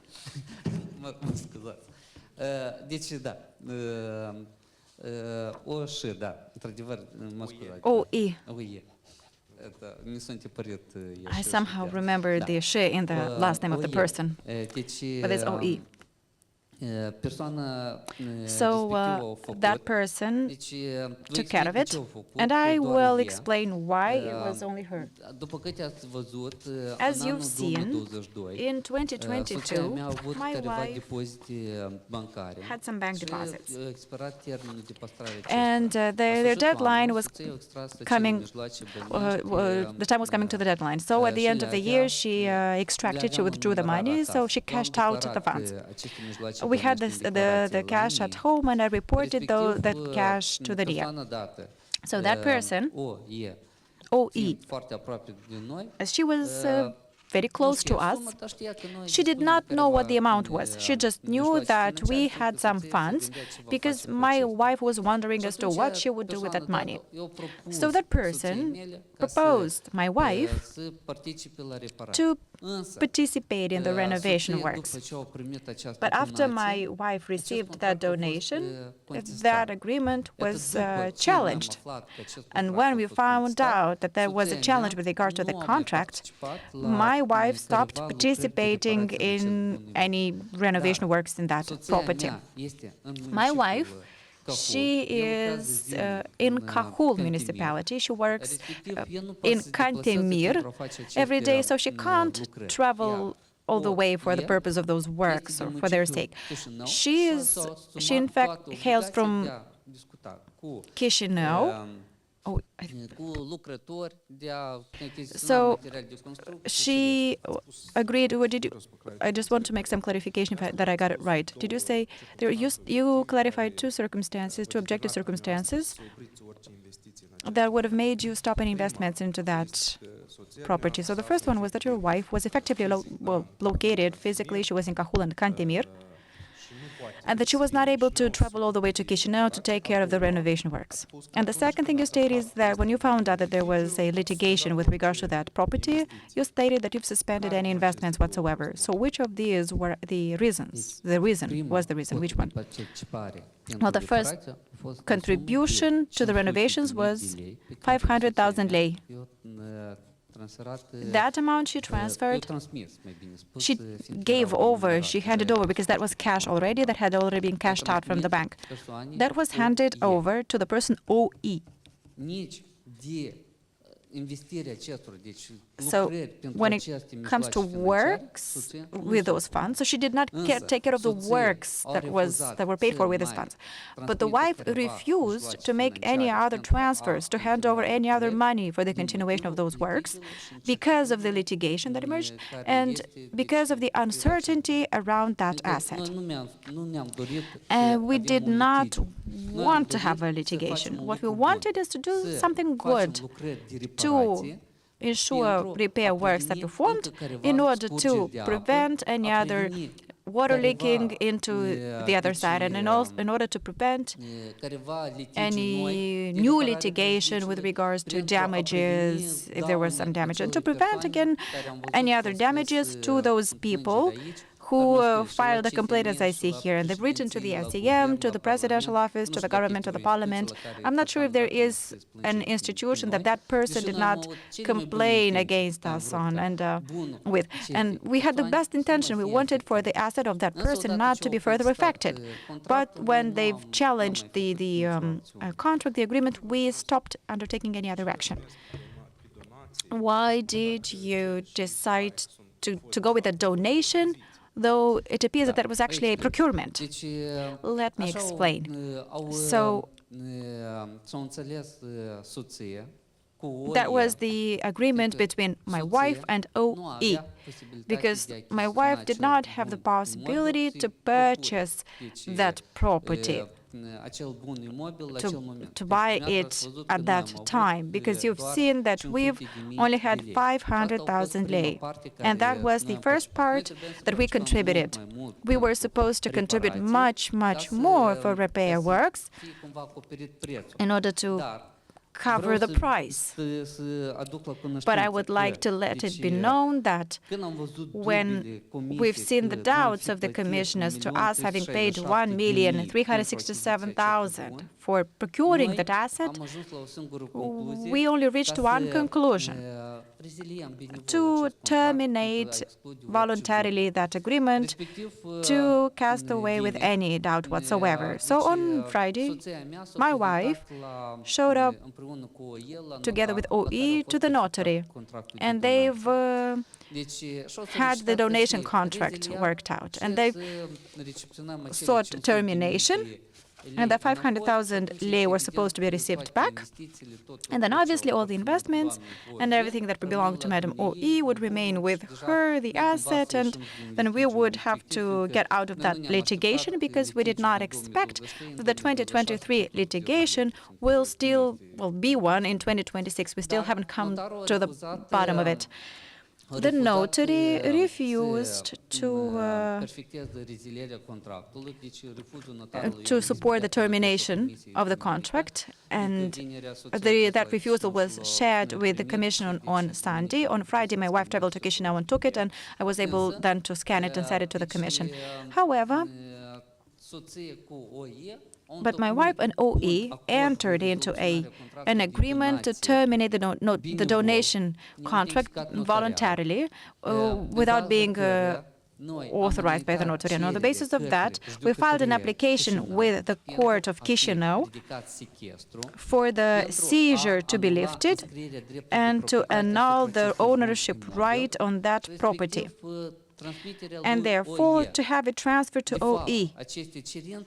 And in fact, these requirements are in line with that lawsuit application with regards to that litigation, because that's the solution they want to get to, so that this property ends up being the property of OE. So we are trying to go the amiable way to have this litigation settled and to cast this doubt away, because we haven't paid 1 million to anyone, 1,360,000 or 1,400,000, whatever is mentioned in the doubts. We have not paid this amount. We did not have this money, and we couldn't have paid this money. Understood. Let's talk a little bit about this immovable asset and the circumstances of procuring this asset. The donor, who is OE, is also a godmother of your children and a friend, a family friend. She received this property also through a donation. She became the owner a month prior to donating the share to you. How do you explain the proximity in time of these two donations? What was the reasoning of involving Madam OE in this transaction within a month? Because why Madam OE received this donation a month prior, donating it further to somebody else? Could you please explain the circumstances in which Madam OE received this donation? The circumstances in which OE received donations, I don't know about. You could hear her, for instance, if you want. But regarding OE and my wife's relationship, well, I can explain. There was a need to intervene as soon as possible for the works to be done in order to prevent any deteriorations to occur, from any damages to occur in the house, in order to avoid the damage of this family, because there are three complainants. The intention was a noble one, to prevent damages being done. It wasn't the intention to camouflage anything, as it says in the hearing notice, or to hide anything. With that money, we would have been able to buy a different asset, a little bit smaller and cheaper, but we provided this money with a single purpose, and with good intentions for the asset not to be damaged further. Yes, subsequently we became the owner, and my wife and me had to contribute a lot using the family financial means. We had to contribute for repairs works, but we did not, because there's a dispute, and it's not like we're satisfied with the fact that there's this dispute. And I don't know, state institution, we were not, complaints were not sent to against us. We have an owner who donated this asset to OE. Okay, let's clarify the circumstances of this purchase. Not purchase, donation. The former owner who donated this asset to OE is Madam Lee A. She donated this property to Madam OE on 6th of December 2022. On 2nd of December 2022, she had the first court hearing where she was accused of influence peddling. Could you please tell again the date? You mentioned influence peddling. When the former owner made this donation to OE, the owner was under criminal prosecution for influence peddling. She was sentenced subsequently in 2025. So my question is, what was the reason for the former owner to donate to OE this property? Was it her client? Did she avoid the confiscation of this property in the context of the criminal case? I don't know if it's the same criminal case. I don't know when the court hearings were held, but us, SR, person who complained, or Mr. SR, submitted a lot of complaints against me. And this person indicated that I would have solved, I solved the case, the criminal case this owner was involved in, but I looked up the sentence on Hâncești court portal. So this was a case where the person acknowledged their fault. Punishment within the limits of the law was applied, and such cases are examined daily. How could have I been involved in this case? To do what? It's not like a milder punishment was applied. It's not like they were acquitted. They were sentenced because they acknowledged their guilt, accepted their guilt, and it has no link with this asset. And in the same criminal case, I don't recall the number, or the name of the criminal case. I just remember the complaints sent by that person to the vetting commission inclusively, and in that case, it wasn't about confiscation. There was nothing related to confiscation of the property, seizure of the property. And we need to look up the family name of that person. And in the sentence, there's no mention on seizure, confiscation, and no privileges were received by that person in that particular case.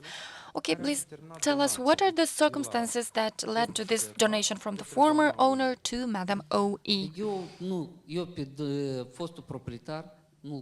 I don't know the previous owner. I never seen her. I don't have her phone number.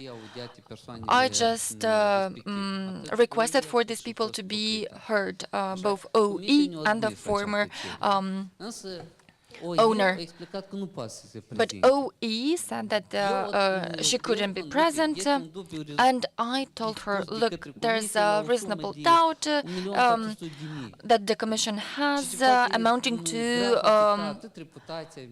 1,400,000 lei, which could tarnish my reputation and affect me seriously. And I told her, I didn't give this money to you, to the previous owner. I didn't give this money to O.E. So she invoked personal reasons for not being able to come to be heard by the commission as well.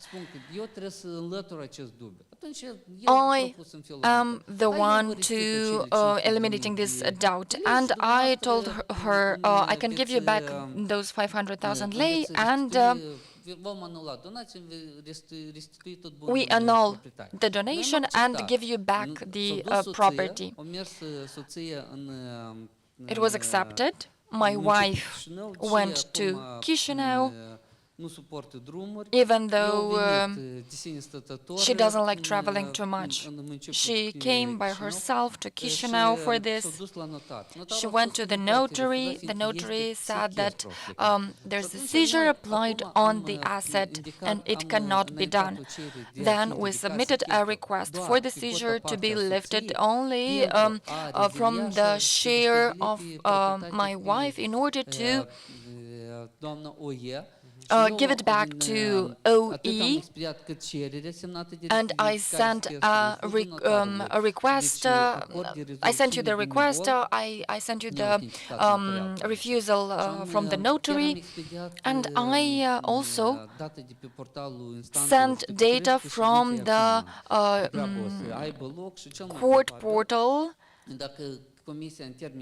And if the Commission within 30 days adopts the solution, the decision, by then the transfer, you will be able to see the transfer and the seizure will be lifted.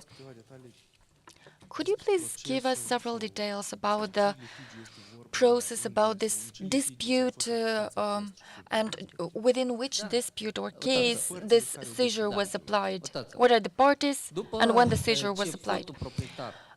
Look, after the former owner donated OE, this immovable asset, the neighbor, SR, submitted a request for the contract to be annulled. Thus, when the donation was made to my wife, you've seen that the deadline is very short. A new document was... So it was not a seizure at the beginning. OE did not receive the subpoena from the court in order to know that she will be called in court. And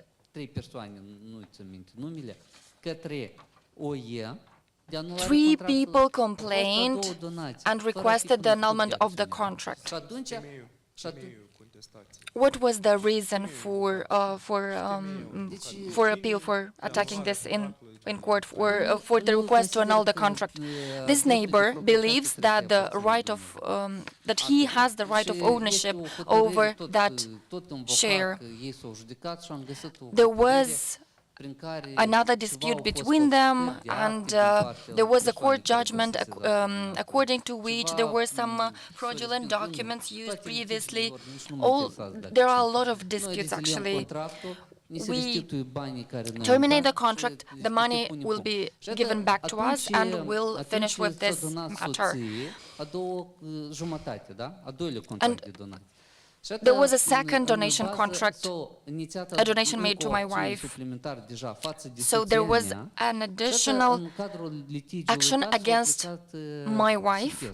And in this particular case against my wife, the seizure was applied. We went for the share of my wife, for the seizure of the asset that is part of the share of my wife to be lifted. And now I can respond to the question of Mr. William. This money will be given back to us, and we'll be able to pay back my sister with that money. But there's still something that is unclear. The donation contract is a free-of-charge contract in its essence, in its substance. A donation could be conditioned under a specific condition. You declared that you had the obligation to invest 500,000 lei into repairing that particular apartment, but the donation contract doesn't stipulate this. So there are no conditions in the donation contract. And this 500,000 lei, based on which documents did you transfer this 500,000 lei to Madam O.E.? When they decided on this donation, they requested for my wife to participate in conducting the repair works even more than OE. We did not respect this obligation because there was this dispute. And we thought, if we do the repair works and then the contract is annulled, becomes void, then who will give us back the money? We cannot take the repair works out of the house. Okay, I reiterate my question. Where do you have this obligation in the donation contract? Where this verbal agreement between you and OE? All the discussions were held between OE and my wife, verbally, yes? You did not document them? I don't have the contract in front of me, but if it doesn't say this in the contract, then no. The first complaint submitted against me said that I did all the actions, but when the contract was signed, I actually had a court hearing. There's a judgment issued by me. There's a video recording, so I was not in Chișinău and I did not participate in this. If I did participate in signing the contract, perhaps it would have looked differently. What was the reasoning for OE to donate you this asset that was that costed much more? Actually, the Commission evaluated that the value of the good was had to be over 1 million. Perhaps more investments were made by Madam OE into this asset. I don't know what to tell you. This was the understanding between them for my wife to participate with the repair works, and they decided on this amount of money, and the repair works were not conducted because of the dispute. And we agreed to have this transaction in order to prevent other disputes, but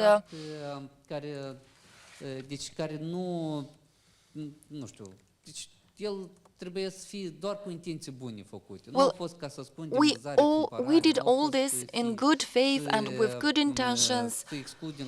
We didn't intend to exclude some amounts of money or hide some amounts of money. It's not like I have this money. There's a minus 1,400,000 lei, because hypothetically I could have bought this asset, but I did not, nor me, neither my wife. I did not pay this money to the former owner, OE, or the neighbor, SR. And when the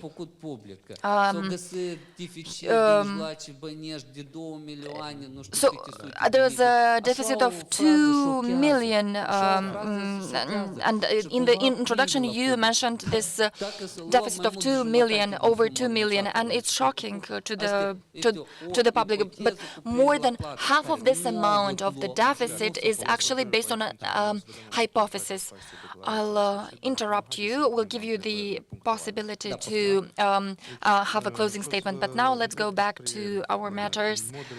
I'll ask you about the immovable asset on Ștefan cel Mare Street in Cahul. In 2023, you bought that immovable asset in Cahul with 120,000 euros. You declared 3 separate declarations, in 3 separate declarations for NIA, that you invested 500,000 lei more. In the question rounds sent by the Commission, you declared that you invested just 200,000 lei in this immovable asset. Could you please explain the gap between declarations made to the National Integrity Authority and what you declared, stated in your answers to the Commission? When I received on tens of pages those questions from the Commission, I didn't know to what to respond first. I provided answers a little bit later as well. I don't deny this. You know that Cahul is one of the most occupied or busy courts. And I explained that the owners were abroad and it was necessary to maintain the fence and do some repair works in the house. We indicated the amount 500,000 lei. First, I thought it was an omission, but actually my wife recalled me the events, and sorry for misleading the Commission. On the image, you can see a house and a land plot on the photo. From the cadastral point of view, there are 4 separate immovable assets here. 2 land plots with separate cadastral numbers on 2 different streets, Ștefan cel Mare and Balcescu Street. There's an immovable asset that consists of 2 units. The first floor is a commercial space with an exit that leads to the street. And the second floor is a tenement, is a dwelling. a space where you can live. So when buying this, an evaluation report was developed on 13th of November 2023, and the livable area, together with the land plot that which number ends in 317, were assessed as amounting to 1,658,000. In 2025, the land plot on Balcescu Street was valuated with cadastral number at the end with 318, amounting to 10,000 lei. 910, which together is around 2,578,000 lei. Yesterday, I sent you the photographs with the commercial part of the building. That is the last immovable asset, and its number ends in 001. It was not evaluated by anyone. When we, in 2023, evaluated the asset, I had the obligation to indicate the price, the market price. We came back to the expert, and he mentioned an amount, and to that amount we added 200,000 lei that were invested previously. Those 300,000 lei actually is the difference between the price we used to purchase this and the market price. Because the owner reduced the price of the real estate of that property. He was away for a long time. He's been staying in France. When the war began by Russia against Ukraine, considering that we are at the border, it was his decision to sell all of his assets and to get the money out of that, to then invest that money in France.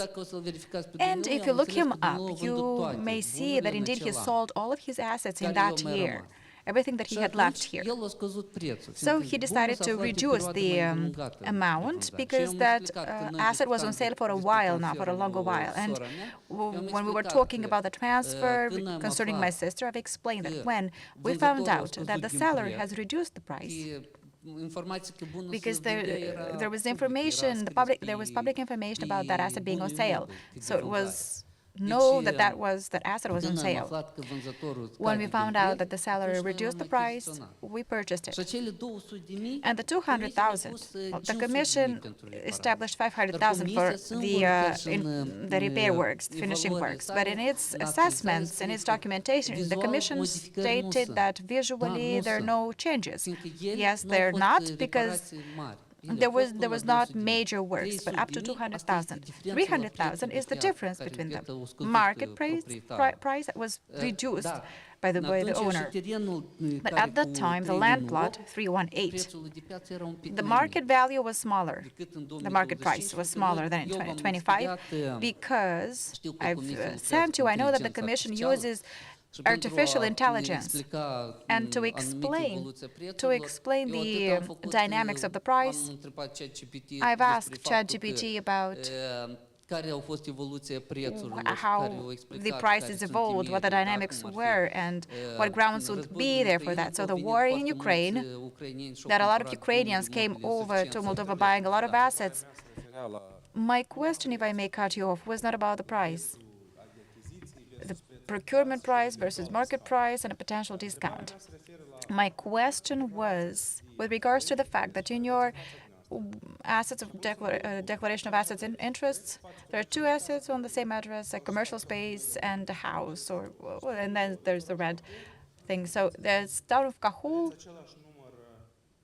and then the same number. Look at that, all three of them. So what is the name of that particular, what's the heading?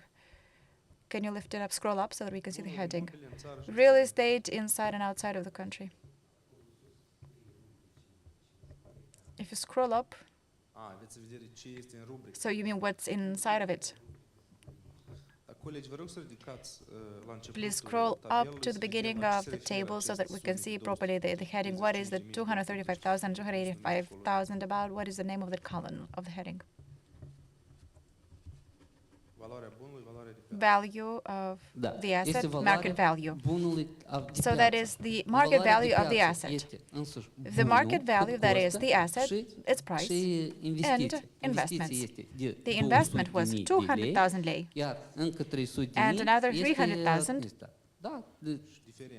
And the difference is the repair works for the asset, yes. So that would be the market value, 2,651,904 lei, and the renovation, 200,000. So the 2,651,000, I mean, you see that. The 2,351,000, that is the contract value. And the market value, 2,600,000. I've asked the expert. We had to indicate the value of the asset. And I've added 200,000 lei, the investment that is into what I've already explained. The fence, and in the bathroom there was some repair works required, but not major. The commission, though, saw the pictures, and the pictures from the assessment report in 2023, submitted by myself in 2025, and they're practically identical. So no changes. I don't know about the commercial space. Maybe pictures were taken then. There was a store they were renting, but now there's nothing happening there at all. So it's not being rented anymore now. I reiterate, the market value, 2,651,904, and the contractual value, 2,351,904, and the renovation, 200,000, and 2,651 plus 200,000, that's going to be 2,851,000. So I had to put down the market value. All right. And also, let's put it simpler. So we have two values. We have the 2,351,900. That's the procurement value. And then 2,851,900. That's the market value. Now the difference between these two is 500,000. My question is, in these 500,000 that you've reported, do they include the 200,000 for the repair works and 300,000 the increase in the price or the actual market value? That is correct. That was the question. Correct, then. That is right. Thank you. Let's now have a discussion about 601,000 payment in 2019, reported for 2019 by Top Construct. So this construction company that you have gotten the apartment on Republici Street in Cahul, they've reported 601,000 lei in October 2019 to the STS, made by your wife. And the last payment for that property has occurred in late 2018. And the handover report was issued in August 2018. How can you explain that payment being reported in 2019 only? By Top Construct, that is.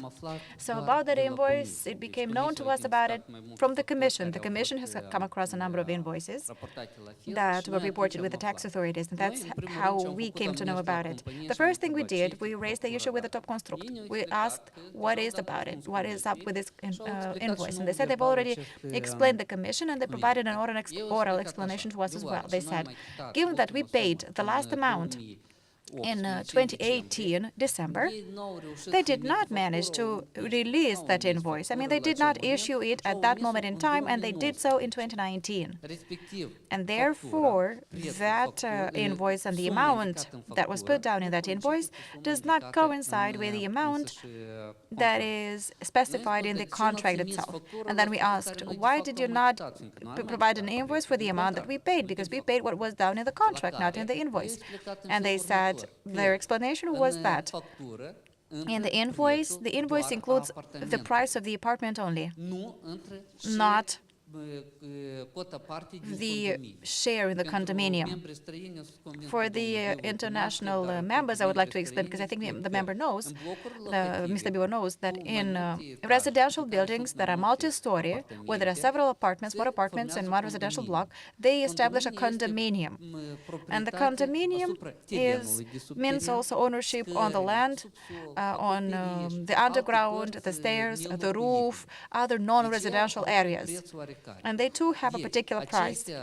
So, this particular difference in the invoice, the difference between what is in the invoice and the condominium, that is specifically the price of the condominium. So, between the invoice and the contract, sorry, that is the price of the condominium, that is what the difference is about. And the cadastral documentation, if you look at that, you will see that to us, a particular share of the condominium belongs to us. And that particular share is established in a proportionate fashion, considering the area of the apartment of every apartment owner in that block. Having seen things like this, there's no other explanation, because the Commission raised some doubts with regards to this. It is I understand as well that it makes sense for the Commission to have questions about it, doubts about it, because there is a particular invoice after the date and with a different amount. And I've asked the Commission to check whether myself, my wife, or my children, whether we have any assets purchased from that particular company other than that apartment, and to check also whether, with regards to all of the owners, well, to check whether all the other owners also have the same an invoice like that issued. And the Commission suggested that I should be seeking and obtaining these pieces of evidence, and to be honest, the neighbors aren't that open when it comes to personal data. They're not that willing to share that with us. They were not that willing to give me their contracts and so on and so forth. But I found out that there are neighbors who bought an apartment and who have bought it from somebody else, like they're second owners. And then a neighbor said, well, the amounts will not coincide in my case, because when I've entered into this contract, afterwards I've made changes. I mean, I, for instance, put better windows and then made some other changes that affected, it appears, the area. And then for others, the area was not the same in the initial contract, following the measurements performed by the cadastral authorities. So when everything was finished, so there were some inconsistencies, they claimed. In addition to this, it is very hard to prove that it's the same, because my apartment is unique for that particular price. It was the only one for those square meters, because for the apartments on the last floor, the price was the smallest. And an apartment with an area like that, identical to mine, there is none. Only mine with that area for the smallest price. And therefore, I've shared with the Commission what my neighbors shared with me, something similar for the Commission to have a look at as much as you can. There's no other way for me to do it. The company stated that every asset, when an asset is sold, an invoice is released, is issued. If you go to a store and you buy milk and bread, you're given a receipt. But when you pay the 600,000 or whatever you paid, what was given to you as proof of the payment? Was it like a tax receipt? A receipt. There was something. And that receipt was on the basis of e-factura system issue. The 600,000, you mean? The 600,000, perhaps that was a e-factura, like an invoice. We did not get it in physical format. Understood. Let's speak about potential savings at the end of the evaluation period. In the third round of questions, the Commission identified a difference between the incoming flows, outgoing flows of 740,000 until the 29th of May 2025. And because of the reimbursements of loans taken in 2023 and 2024, the Commission sought or asked about the bank accounts of your wife to confirm the availability of funds or to exclude potential savings in cash in 2024. Can you explain why you did not provide those statements from those accounts? Are we speaking about 2025? The year 2025, out of what was stated by the Commission, it was my understanding that the Commission had access to those accounts and that it has seen the turnover, the account activity, and has also knowledge of the numbers. And I have actually even written to the Commission that all the loan-related payments were done with the funds of my wife, and if there is any payment from my salary, that salary I received, Then, from the moment I take the money from the account and until I put that to the account to pay up the loan, then there is no more than 24 hours between that, so as not to have doubts or issues about where the money came from. So you can see when I take the money out from my account and put that to the loan account, it is never, the time difference never goes beyond 24 hours. Usually it's me taking it out from the bank in the evening and then give the money to my wife to pay in the morning, or I take that out in the morning and my wife takes that money to make the payment. We don't leave it for longer than 24 hours to go, because in the pre-vetting experience there was also questions about the anticipated payment or reimbursement of loans. So we found back then those receipts and we provided that. When it comes to the funds, it is my understanding that the Commission had access to that. If, however, you need to have that for every anticipated repayment, payment to pay up the loan, if you need that, then just let me know, then I will tell my wife and I'll have her obtain that. Do you need the more information on the loan? We have 2 loans until 2025 and loans taken out after, in 2025. So you know that we've paid up the previous loan that was taken out in 2023 or 2024, whenever it was. So we've paid that up in 2025, and in order to be able to take another, to take another loan in 2025. So just let me know which one you need more information for, and I or my wife will take care of it as a matter of emergency. All the loans that were paid up in 2025. All right, I put this down, and then we will send this information your way this week. Thank you. Now, another matter has to do with a potential failure to pay taxes by your wife. And the Commission came across this potential failure to pay taxes by your wife in the amount of at least 1,380,000 lei. This was identified by comparing the official net income of your wife and the income she's received on her private bank accounts used for personal purposes. To corroborate what was established, the Commission compared the gross income of the Office of the Bailiff of your wife against the income received on private accounts added to the expenses from the accounts she used for her work as a bailiff. What came out of this is that there is a potential failure to pay taxes, the tax base being 2.1 million lei. And the Commission has let you know about this suspicion in the first round of questions in August 2025. To this day, you have not provided relevant documentation to clarify this matter.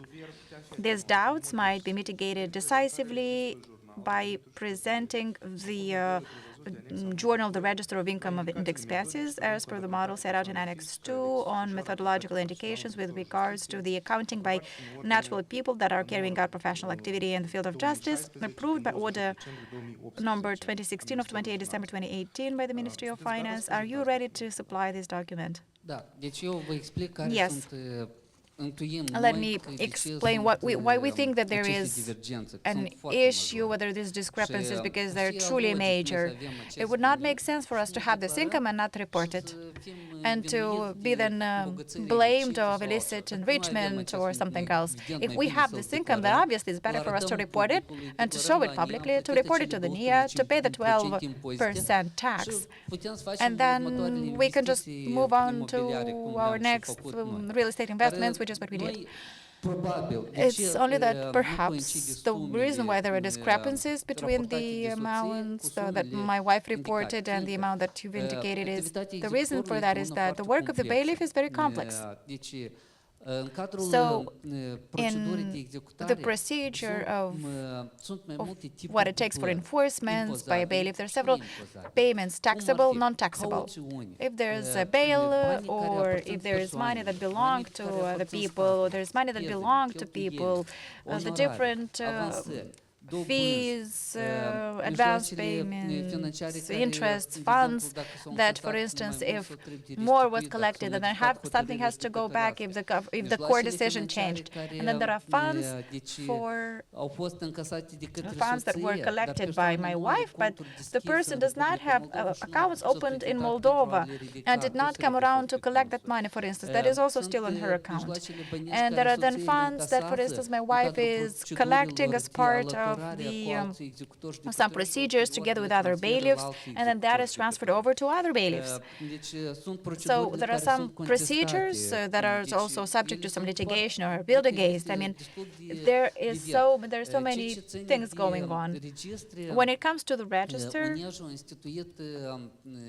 the Union of Bailiffs established a way of keeping records, and every year, I think that it's very massive. I'm not sure if that'll be a good path to explore.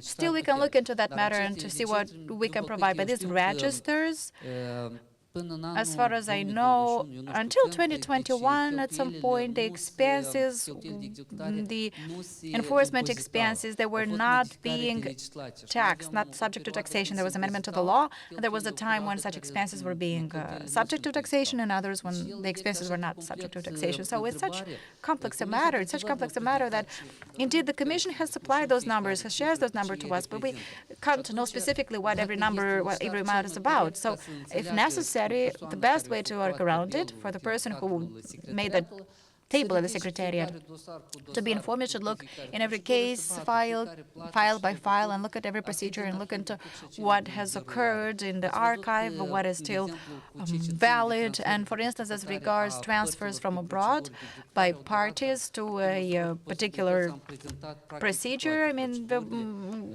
we shared as much as we could, but we tried to give it some thought. There is some questions regarding some particular funds that we did not provide information for, because my wife is to look something up in the archive. But if required, if information from registers are required.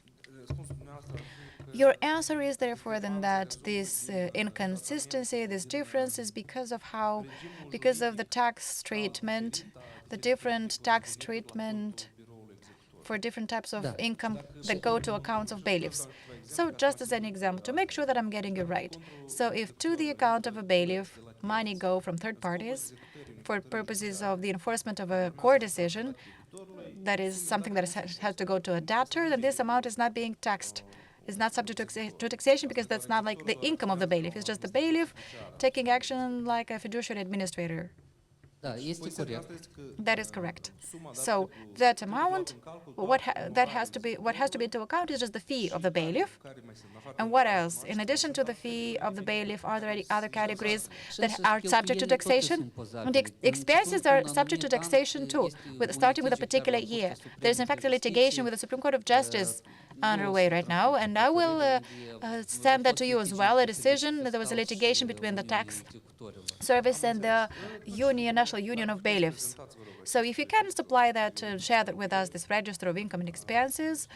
And in the meantime, I mean, after the hearing, you can do that. And I would like us now to speak about certain transfers you've received from third parties. The Commission has come across multiple transfers from third parties during the evaluation period. In 2023 alone, transfers of about 138,000 MDL were identified, and in 2024, the transfers amounted to 110,000 lei. You did not provide any detail or answer in this regard. Can you explain why? Yes, we're still identifying the enforcement procedures because it's about enforcement procedures regarding my wife, and my wife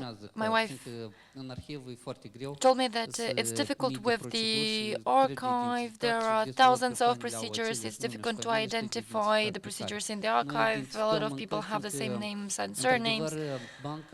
We're looking into it because both you and my wife, they didn't have clarity at the first sight on who and what transferred and when. But with Enercombank and Agroimbank, Moldinkombank, we made requests to these banks. We did not receive, so we received an answer from Moldinkombank, and they told us we need to go to the archive and look into the procedures there, the names and surnames, but we don't have answers from two other commercial banks. Usually, Agrium Bank was the most responsive one and giving the quickest answers. We had such situations when, for a period of time, I left my credit card with my wife and parents. There's a long travel distance, and in order not to open a new credit card with the bank, we would use this cash by code operations. And the Commission calculated how much cash we've withdrawn. I looked into financial means withdrawn from cash by code. In the app, I would say that I want to withdraw cash in a specific amount, and I was able to go to any ATM and withdraw the cash. These types of transactions were stopped with the increase in risks of illegal funding of political parties, inclusively Sure Party. So I used this method to withdraw cash using this app.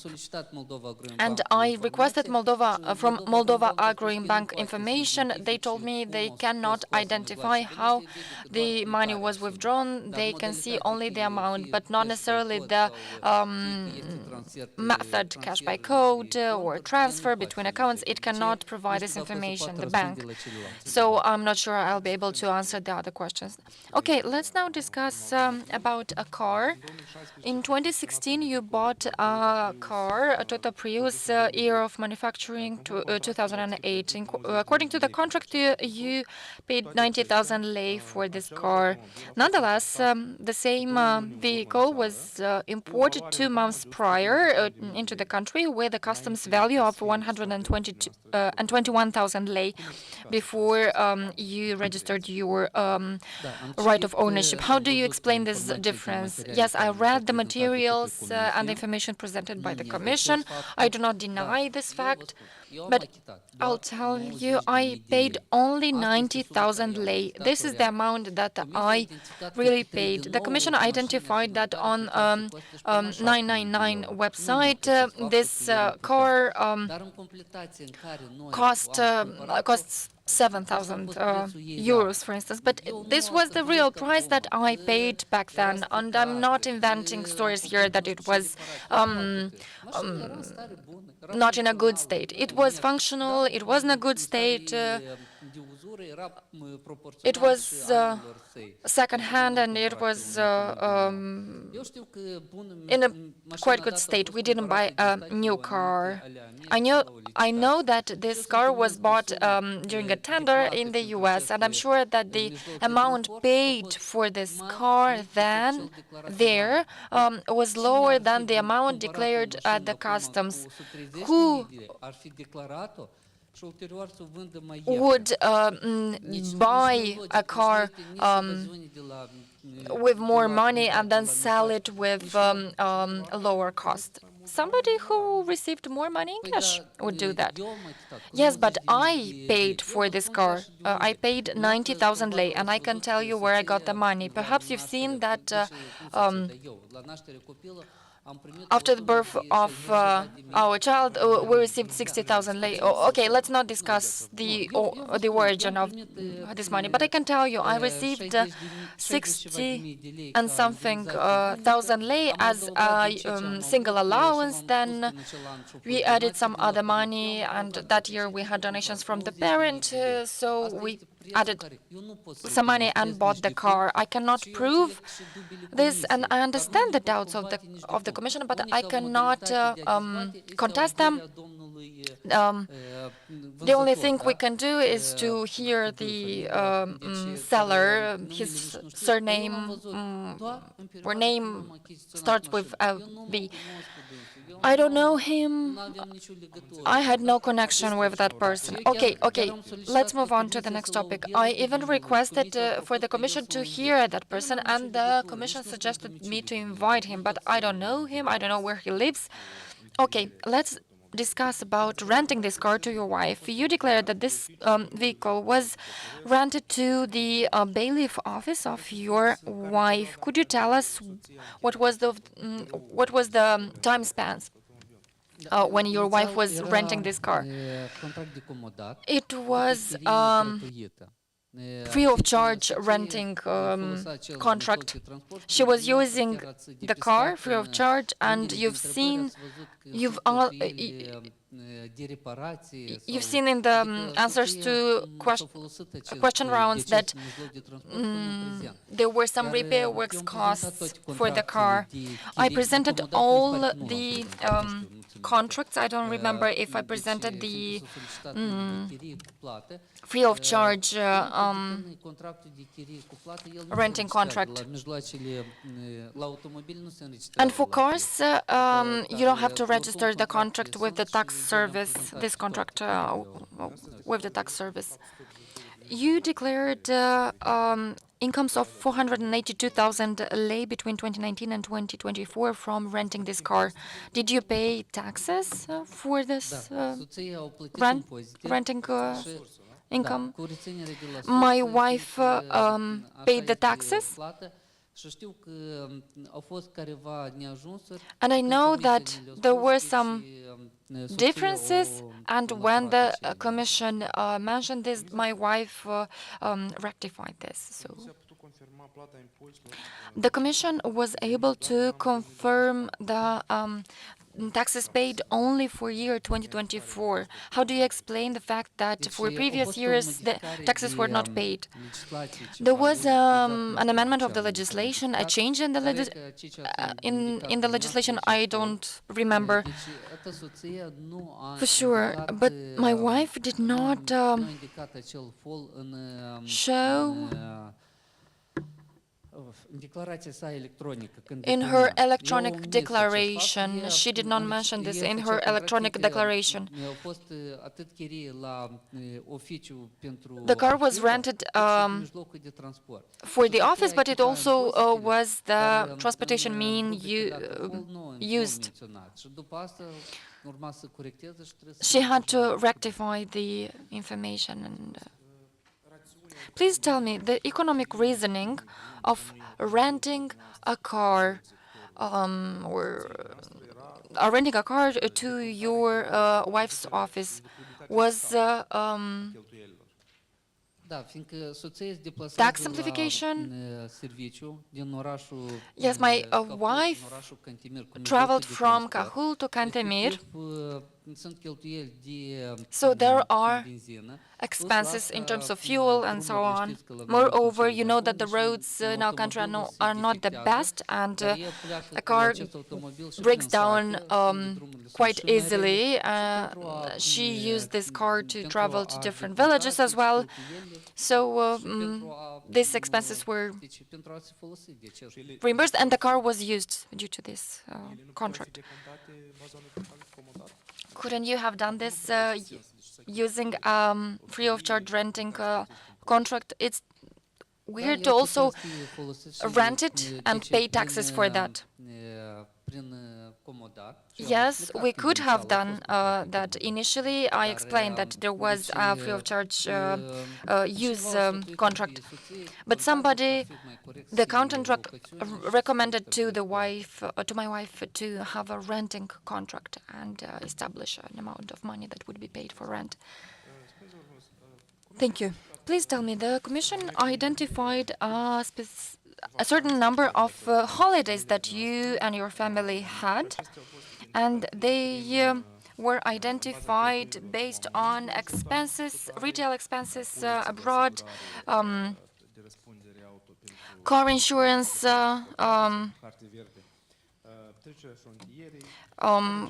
crossing of the border. Nonetheless, you refused to estimate expenses for these holidays. Could you please explain? I presented quite late, but I presented all the contracts. For instance, for one of my kids, for the daughter, she participated in a program in Switzerland.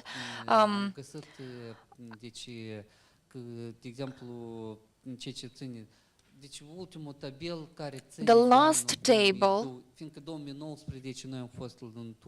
so you'll see in the last table that in 2019 we went to Turkey and the Commission included this amount. We mentioned there 2020, 2021. Before 29, it's more difficult to see all the estimates, but between 2020, 2021, there were better estimates, and we used our credit cards, and we also used cash here and there.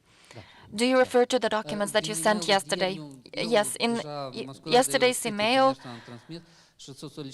So a lot of information was requested, and some information on the Romanian credit card was requested, and I sent you all the information yesterday regarding the Romanian credit card.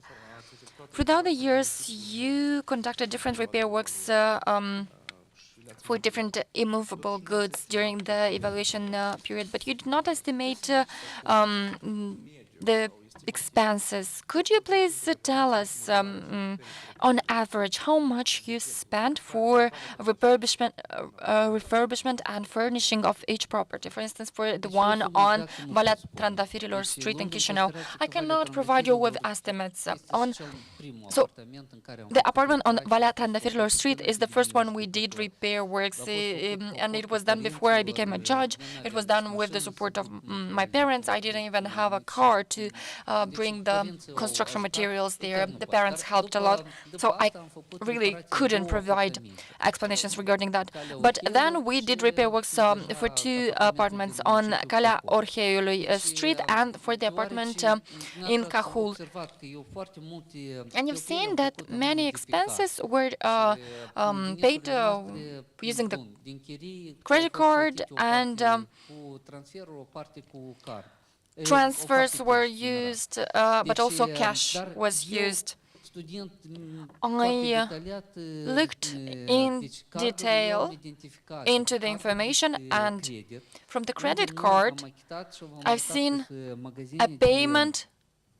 some payments made to construction material shops, and there are big amounts: 40,000 lei, 20,000 lei, 10,000 lei.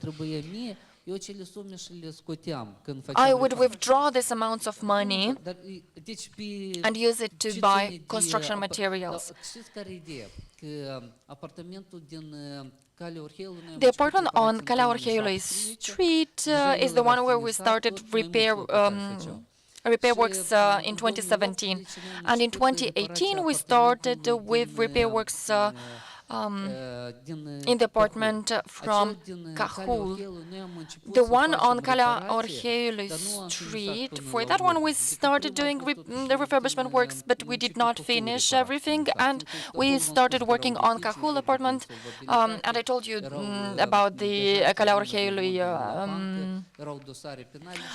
apartment. There were criminal cases, disputes, insolvency of the company. So these amounts are for 2017, 2018, because the repair works in these two apartments were done simultaneously in those years, during those years. And of course, what we bought in Chișinău was for repair works for Calea Orheiului apartment. The purchases done in Cahul were for the apartment in Cahul. You had the materials from the evaluation file, and these payments that you referred to are included there. Could you please make an estimate, provide us with an estimate? If you recall, in the second or third round of questions, I included there the payments, the number of payments, and the details regarding the credit card. Okay, let's then discuss about a potential conflict of interests. On 10th June 2021, your wife signed a contract, buying contract with the lawyer GC on a share in a land plot and an administrative building in Cahul municipality. And the contract stated that the payment is done in cash and in installments. Before the integral or the full payment done on 10th of March 2022, the right of ownership was registered with the reserve of the property. The last payment was done by you in March 2022. The price of the contract was approximately 385,000 lei or 18,500 euros. Today, the value of this immovable asset is 69,000 euros. So the first question is, how do you explain this big difference between the price declared in the contract and its market value and the market value of the property, which seems to be much higher? The same question was asked by the Vetting Commission, and I explained that it would be better to ask this lawyer, regarding this difference, why he sold this property this cheap. And regarding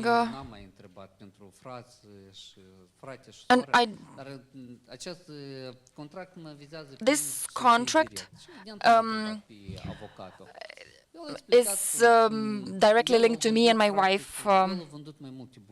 This lawyer sold several properties in the municipality, and he sold this on this price, using this price, because he didn't find people to rent these houses to. He had to pay for the bills, for the heating bills, for some repair works, to pay for cleaning, and so on and so forth. This is what he told me. These are his words, and you can hear him as well. Individually, I can give you his phone number or email address, but I think that I provided an answer to this. The most correct situation would be to provide him the opportunity to personally explain this. And the asset on Stefan cel Mare Street, for that one, we waited for the price to decrease, and when the prices decreased, we bought that apartment. And in the evaluation reports, you've seen all the information. When the price decreased by 25%, we bought the asset. We don't buy assets that are at their highest price. When the price decreases, this is when we buy the property.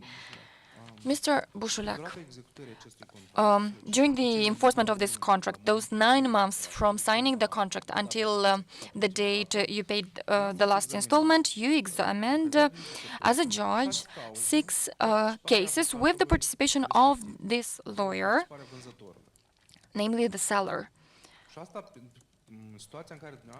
And this is in the situation where your family had material obligations towards this lawyer. Could you please explain why you did not self-recuse from examining these cases in court? I'd like to say that if I went back in time, I would have abstained. I would have done that. Even my logic back then, I'm going to explain it as to why I did not do that. But now I would have done it. But my logic back then was that the law provided for 2 grounds for recusal. So the one that is specifically laid out in the law, and then it was up to the judge. And speaking of those, what was laid out, as in which are the explicit ones. If there's a relative, if you participated in the examination of this case as an expert, for instance, or as a different person, some other position or capacity in the field of law, in some other capacity, in some other legal capacity, or there's been some associated case that you've looked at and that does not allow you to examine this one then. So they are explicitly laid out in the law. This particular situation or case was not provided for there, so therefore it is up to the ethics. And at that time, I have specifically sent to you a certificate that was issued by the Cahul Court with regards my leave. So, for instance, since 2020 to 2025, I have not used up my days of leave. I was working, and I'm the type of person that I want to work. I have a case file. I'm looking into that. I'm examining it. I'm not looking into ways to not deal with it. And at that time, it did not even cross my mind that the examination of a divorce case could in any way lead to raising any questions related to ethics, because those were two divorce case files, and the law says that forced marriage is prohibited, our law says, and therefore all cases of divorce, if there is a person that goes to court to seek divorce, it is the obligation of the judge to perform the divorce. I mean, the judge cannot force a person to stay in a marriage forcibly. Mr. Bușuleac, this is, I mean, it's true, but it's only that in the court there were other judges who might have not had the conflict of interest, and maybe they could have looked into the case instead of you. There is the case, and there is the case on that particular succession that was accepted. There was no litigation, and I understand that it would have been best to recuse myself, and if I went back in time, I would have done that. And you've seen that I have performed a few of them, and all of them were rejected several times that I have filed for a recusal. As regards the second one, that is not provided for in the law. Having looked, well, as part of the pre-vetting, there was a decision that I challenged with the Supreme Court of Justice. So I challenged that decision. And the Supreme Court of Justice established that there was no violation, it's not a severe violation, that I've looked into that I've been the examining judge. So I don't know, I think the Commission has the obligation to take on board the findings of the Supreme Court of Justice, because they are res judicata in a rule of law, and this is also enshrined in the Constitution of the Republic of Moldova in Article 120. So the decision of the Supreme Court of Justice, that is with regards to the challenge that filed against the decision of the Pre-Vetting Commission, that was examined. So they've looked into that conflict of interest, and the Supreme Court of Justice stated that it was no issue. They've established that that was not ground for failing me.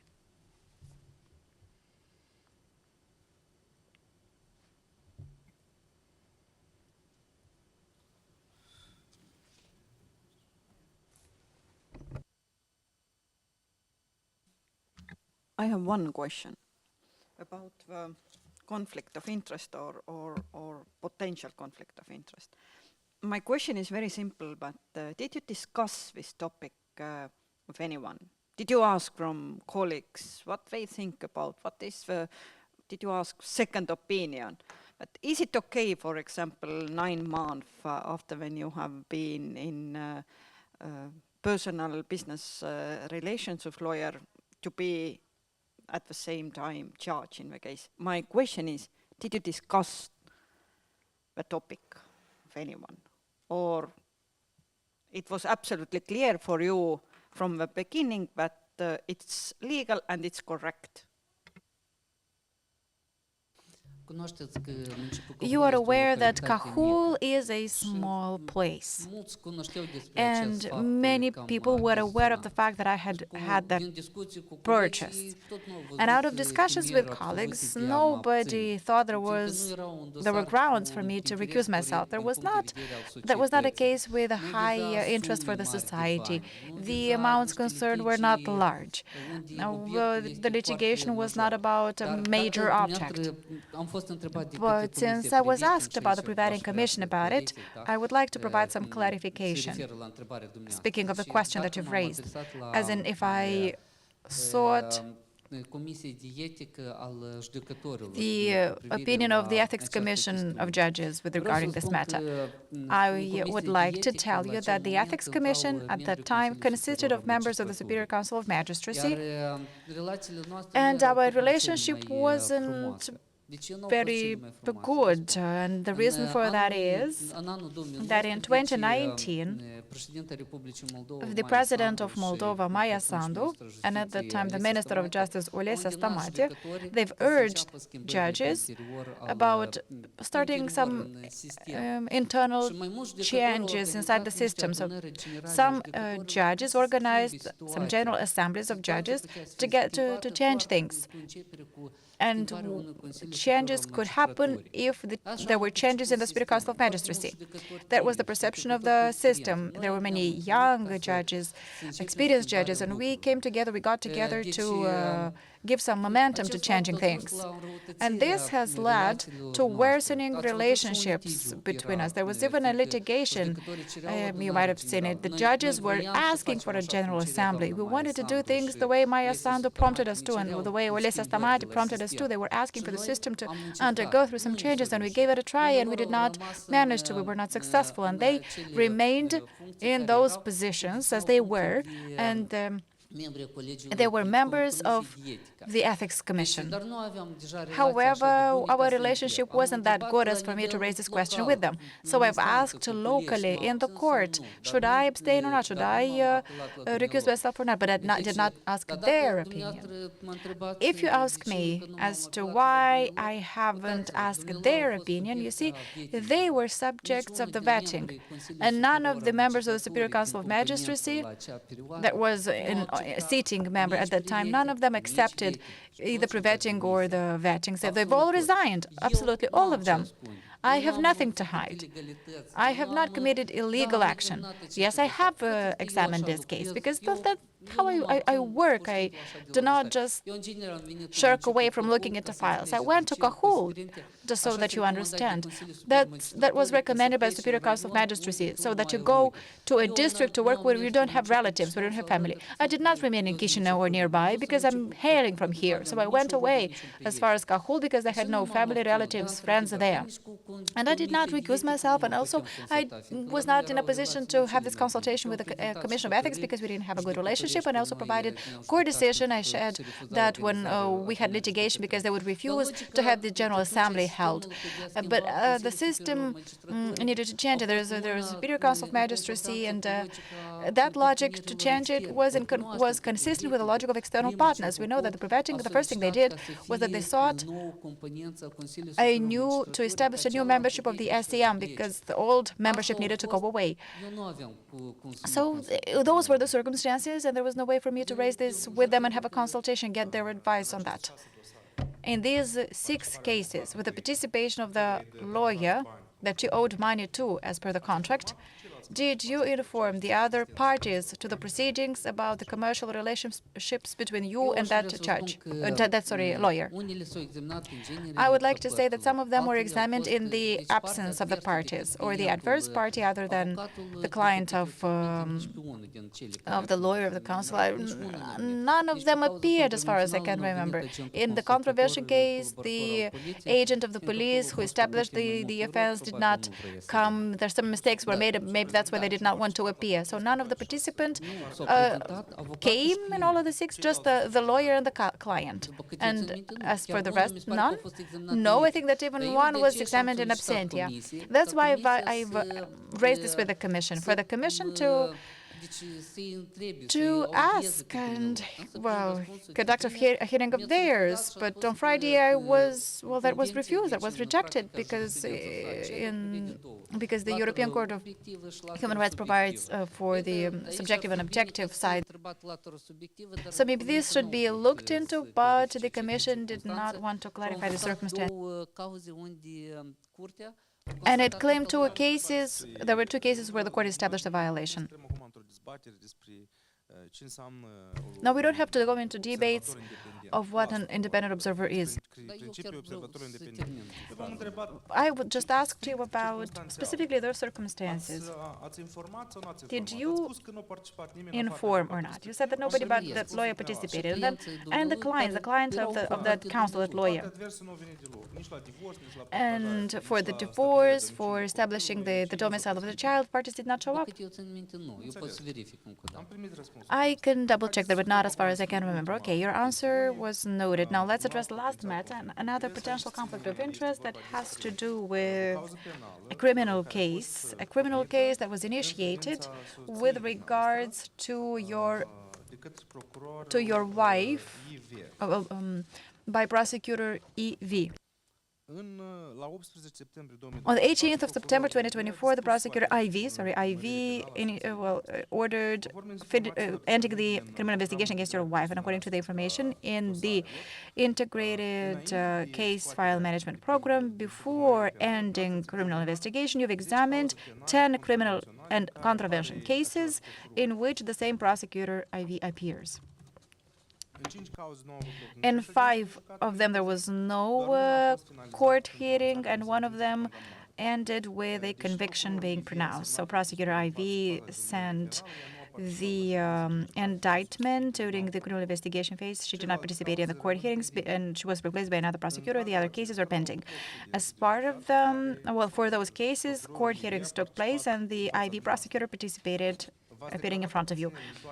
You recused yourself in all of these cases, but this only after the Commission has sent you the notice of hearing as part of the vetting procedure.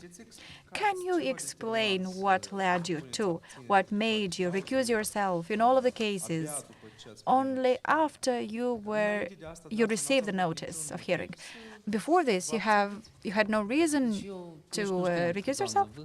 I didn't even know that Madam Vyhodets was the leading prosecutor. So initially there was the NAC leading that, so I did not know that Madam Vyhodets was leading the case. When we've received the orders, at that time, that's when we've established it. But the prosecutor herself did not file any application of recusal to recuse the judge, that is, to have the judge removed. And the prosecutor could have also asked the hierarchically higher prosecutor to appoint a different prosecutor if she believed there was a conflict of interest. But the madam carried out her job duties. My wife was indeed not guilty. She did not commit any crime. The criminal case was opened because, well, that was against another person only because the enforcement documentation was with my wife, and that's why somehow she was attracted into that, or she was given this status of a suspect. But after the participants were heard, and so afterwards, it was established that she did not commit any crime at all. And she was removed from that. The criminal investigation ended. And we've only found out about it when we received the document by post. And Madam Vyhodets did not inform me about it either. And I decided to recuse myself because, well, I've asked my colleagues if I had the right to examine them or not. And in regards to that file with the letter O, the prosecutor did not even participate. Another person participated, and that person admitted to their guilt. I've applied the punishment within the limits provided for. I did not take any revenge as for anything. I did not provide for any acquittal or ending criminal investigation whatsoever. I just did my work. I've adopted a legal sentence. And the person admitted to their guilt, and that person was imposed a punishment within the limits as provided for in the law. So as for myself, I personally have no feeling of hatred, antipathy whatsoever, or I don't necessarily like her, so to speak. But she just did her job, and I'm doing my job. Understood, Mr. Bușuleac.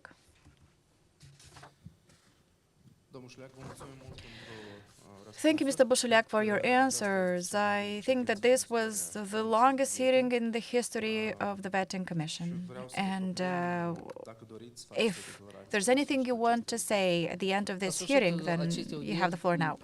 At the end of this hearing, I would like to kindly ask you to hear me.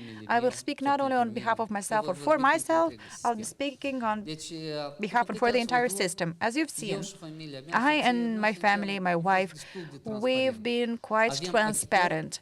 We've paid by card a lot for a lot of things. We've often paid by card. And when the card payments were looked into by the Commission, they were regarded separately and the CEP separately. And when I've asked for the compensations for the expenses covered by card to be taken into account, because that is in fact the CEP that was consumed, but in a transparent way. The Commission rejected that suggestion, stating that in certain years you've had income 6 times bigger, in other years 10 times, 13 times bigger than an average household, and thus your expenses, you should have had additional expenses. I would like to reiterate that the Commission established that I've made investments in real estate. I did not consume more. You see that often consumption that is covered by the card is practically identical to the CEP. And if the Commission adds up the expenses by card, which is the CEP, and if you compare that by the hypothetically established CEP by the National Bureau of Statistics, if you draw these comparisons, you can see that I'm actually having a minus. But I don't have it. For 2013, for instance, I did not even have income as much as established by the National Bureau of Statistics, so that logic cannot be applied. So why I'm saying that it's not just for me. We know that soon the next stage of evaluation of all judges will begin, and Andrei Bivol will be the chair of that commission. And if the Bușuleac case emerges, where the CEP is added together with the expenses covered by card, then for the other judges, that same principle shall be applied. And I know many judges who indeed are transparent and pay everything using a card, and they will not be able to explain their CEP because they will have made payments by card. And I really hope that the expenses will be set off by what was paid for by the card to be taken into account in regards of the CEP calculations. And then it is unfortunate that people were not heard. People where the Kiryakov person was concerned, they were not heard. There were 2 cases that were claimed, 2 cases of what Article 6 of the European Convention of Human Rights by the court was established. So that's why it somehow, for an objective observer, it looks like the Commission stated that we would apply those principles to myself too, as if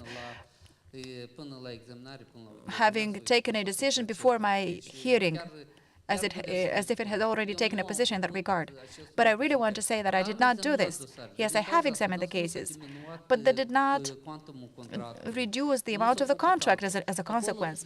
And many other things haven't happened. The contract had to be concluded at the end of the year, but it was not concluded because the notary retired, and we had to wait for that procedure to be passed over to another notary. And if you see that the initial contract is with a notary, the final declaration is with a different one, and that also because it was not because we wanted to postpone things. Compared to about 1,000 cases that are looked at in a year, these 6 cases, I really believe that that is a minor share. In addition to that, the Supreme Court of Justice established that it was not a violation, and I hope that the Commission, especially the international members, will follow the principle of res judicata, because that is the Supreme Court of Justice.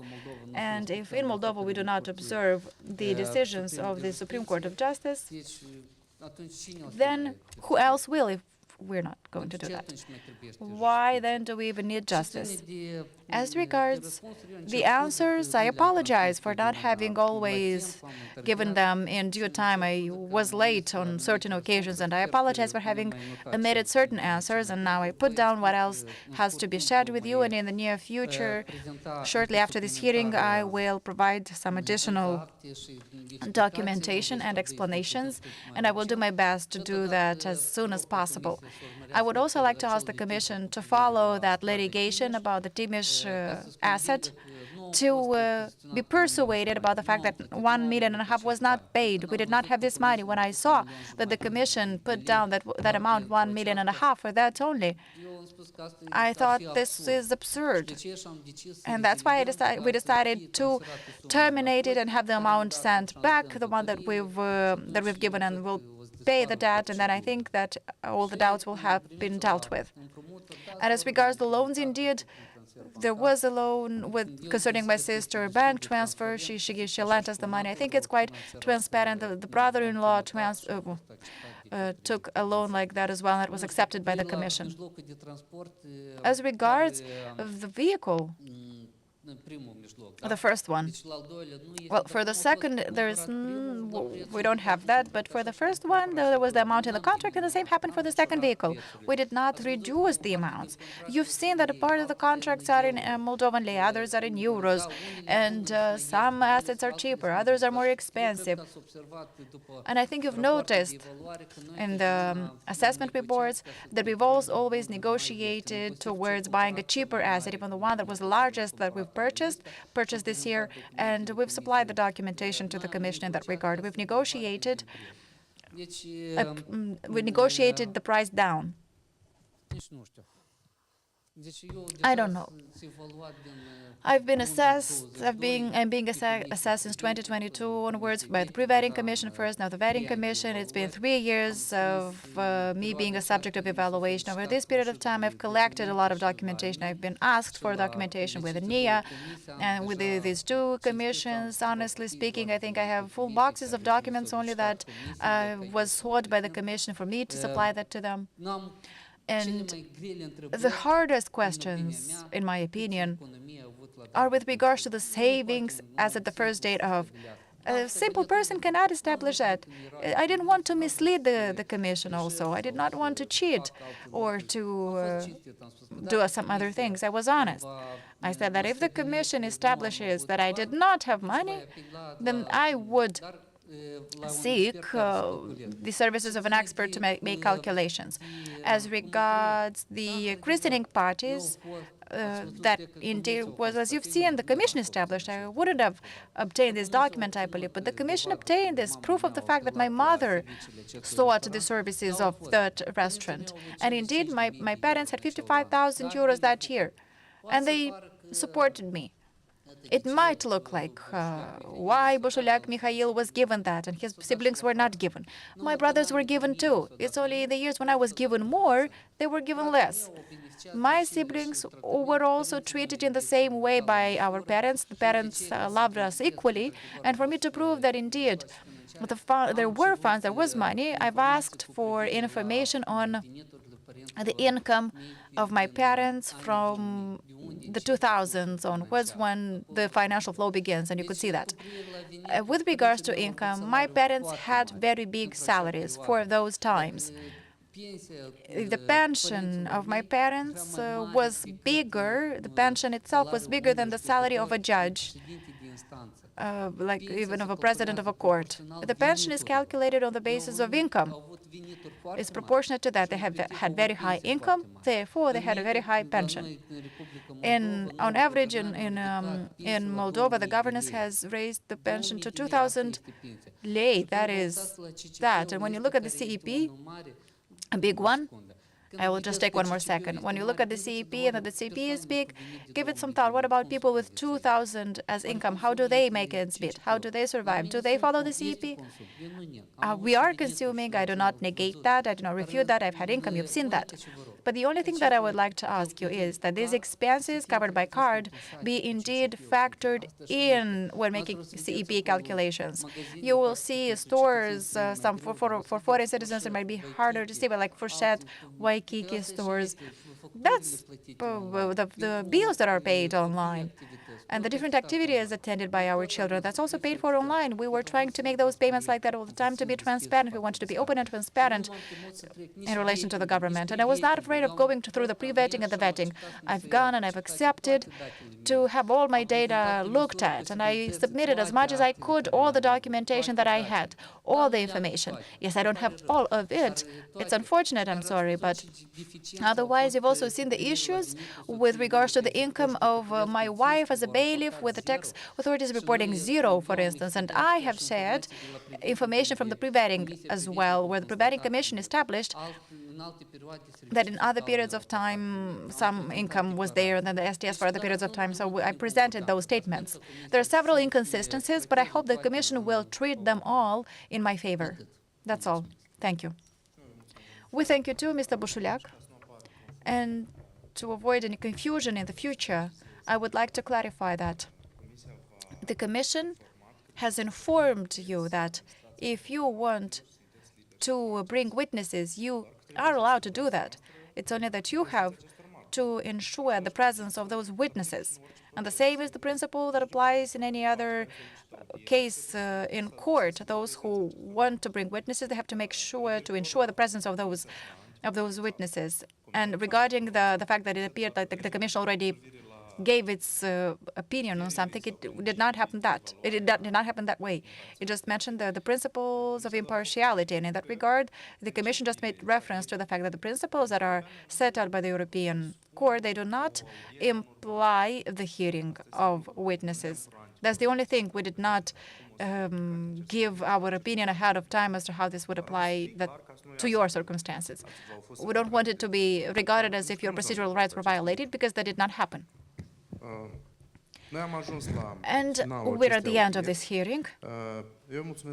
I would like to thank Mr. Bușuleac for the statements and answers provided to the questions that were asked. After the hearing, the panel is to draft an assessment report where it will conclude whether the subject meets the financial and ethical integrity criteria set out in Law 252. The panel will do its best to finalize the report and announce its conclusions as soon as possible, and will be trying to do this within 30 working days, as set out in the law. This hearing is thus closed. Thank you all.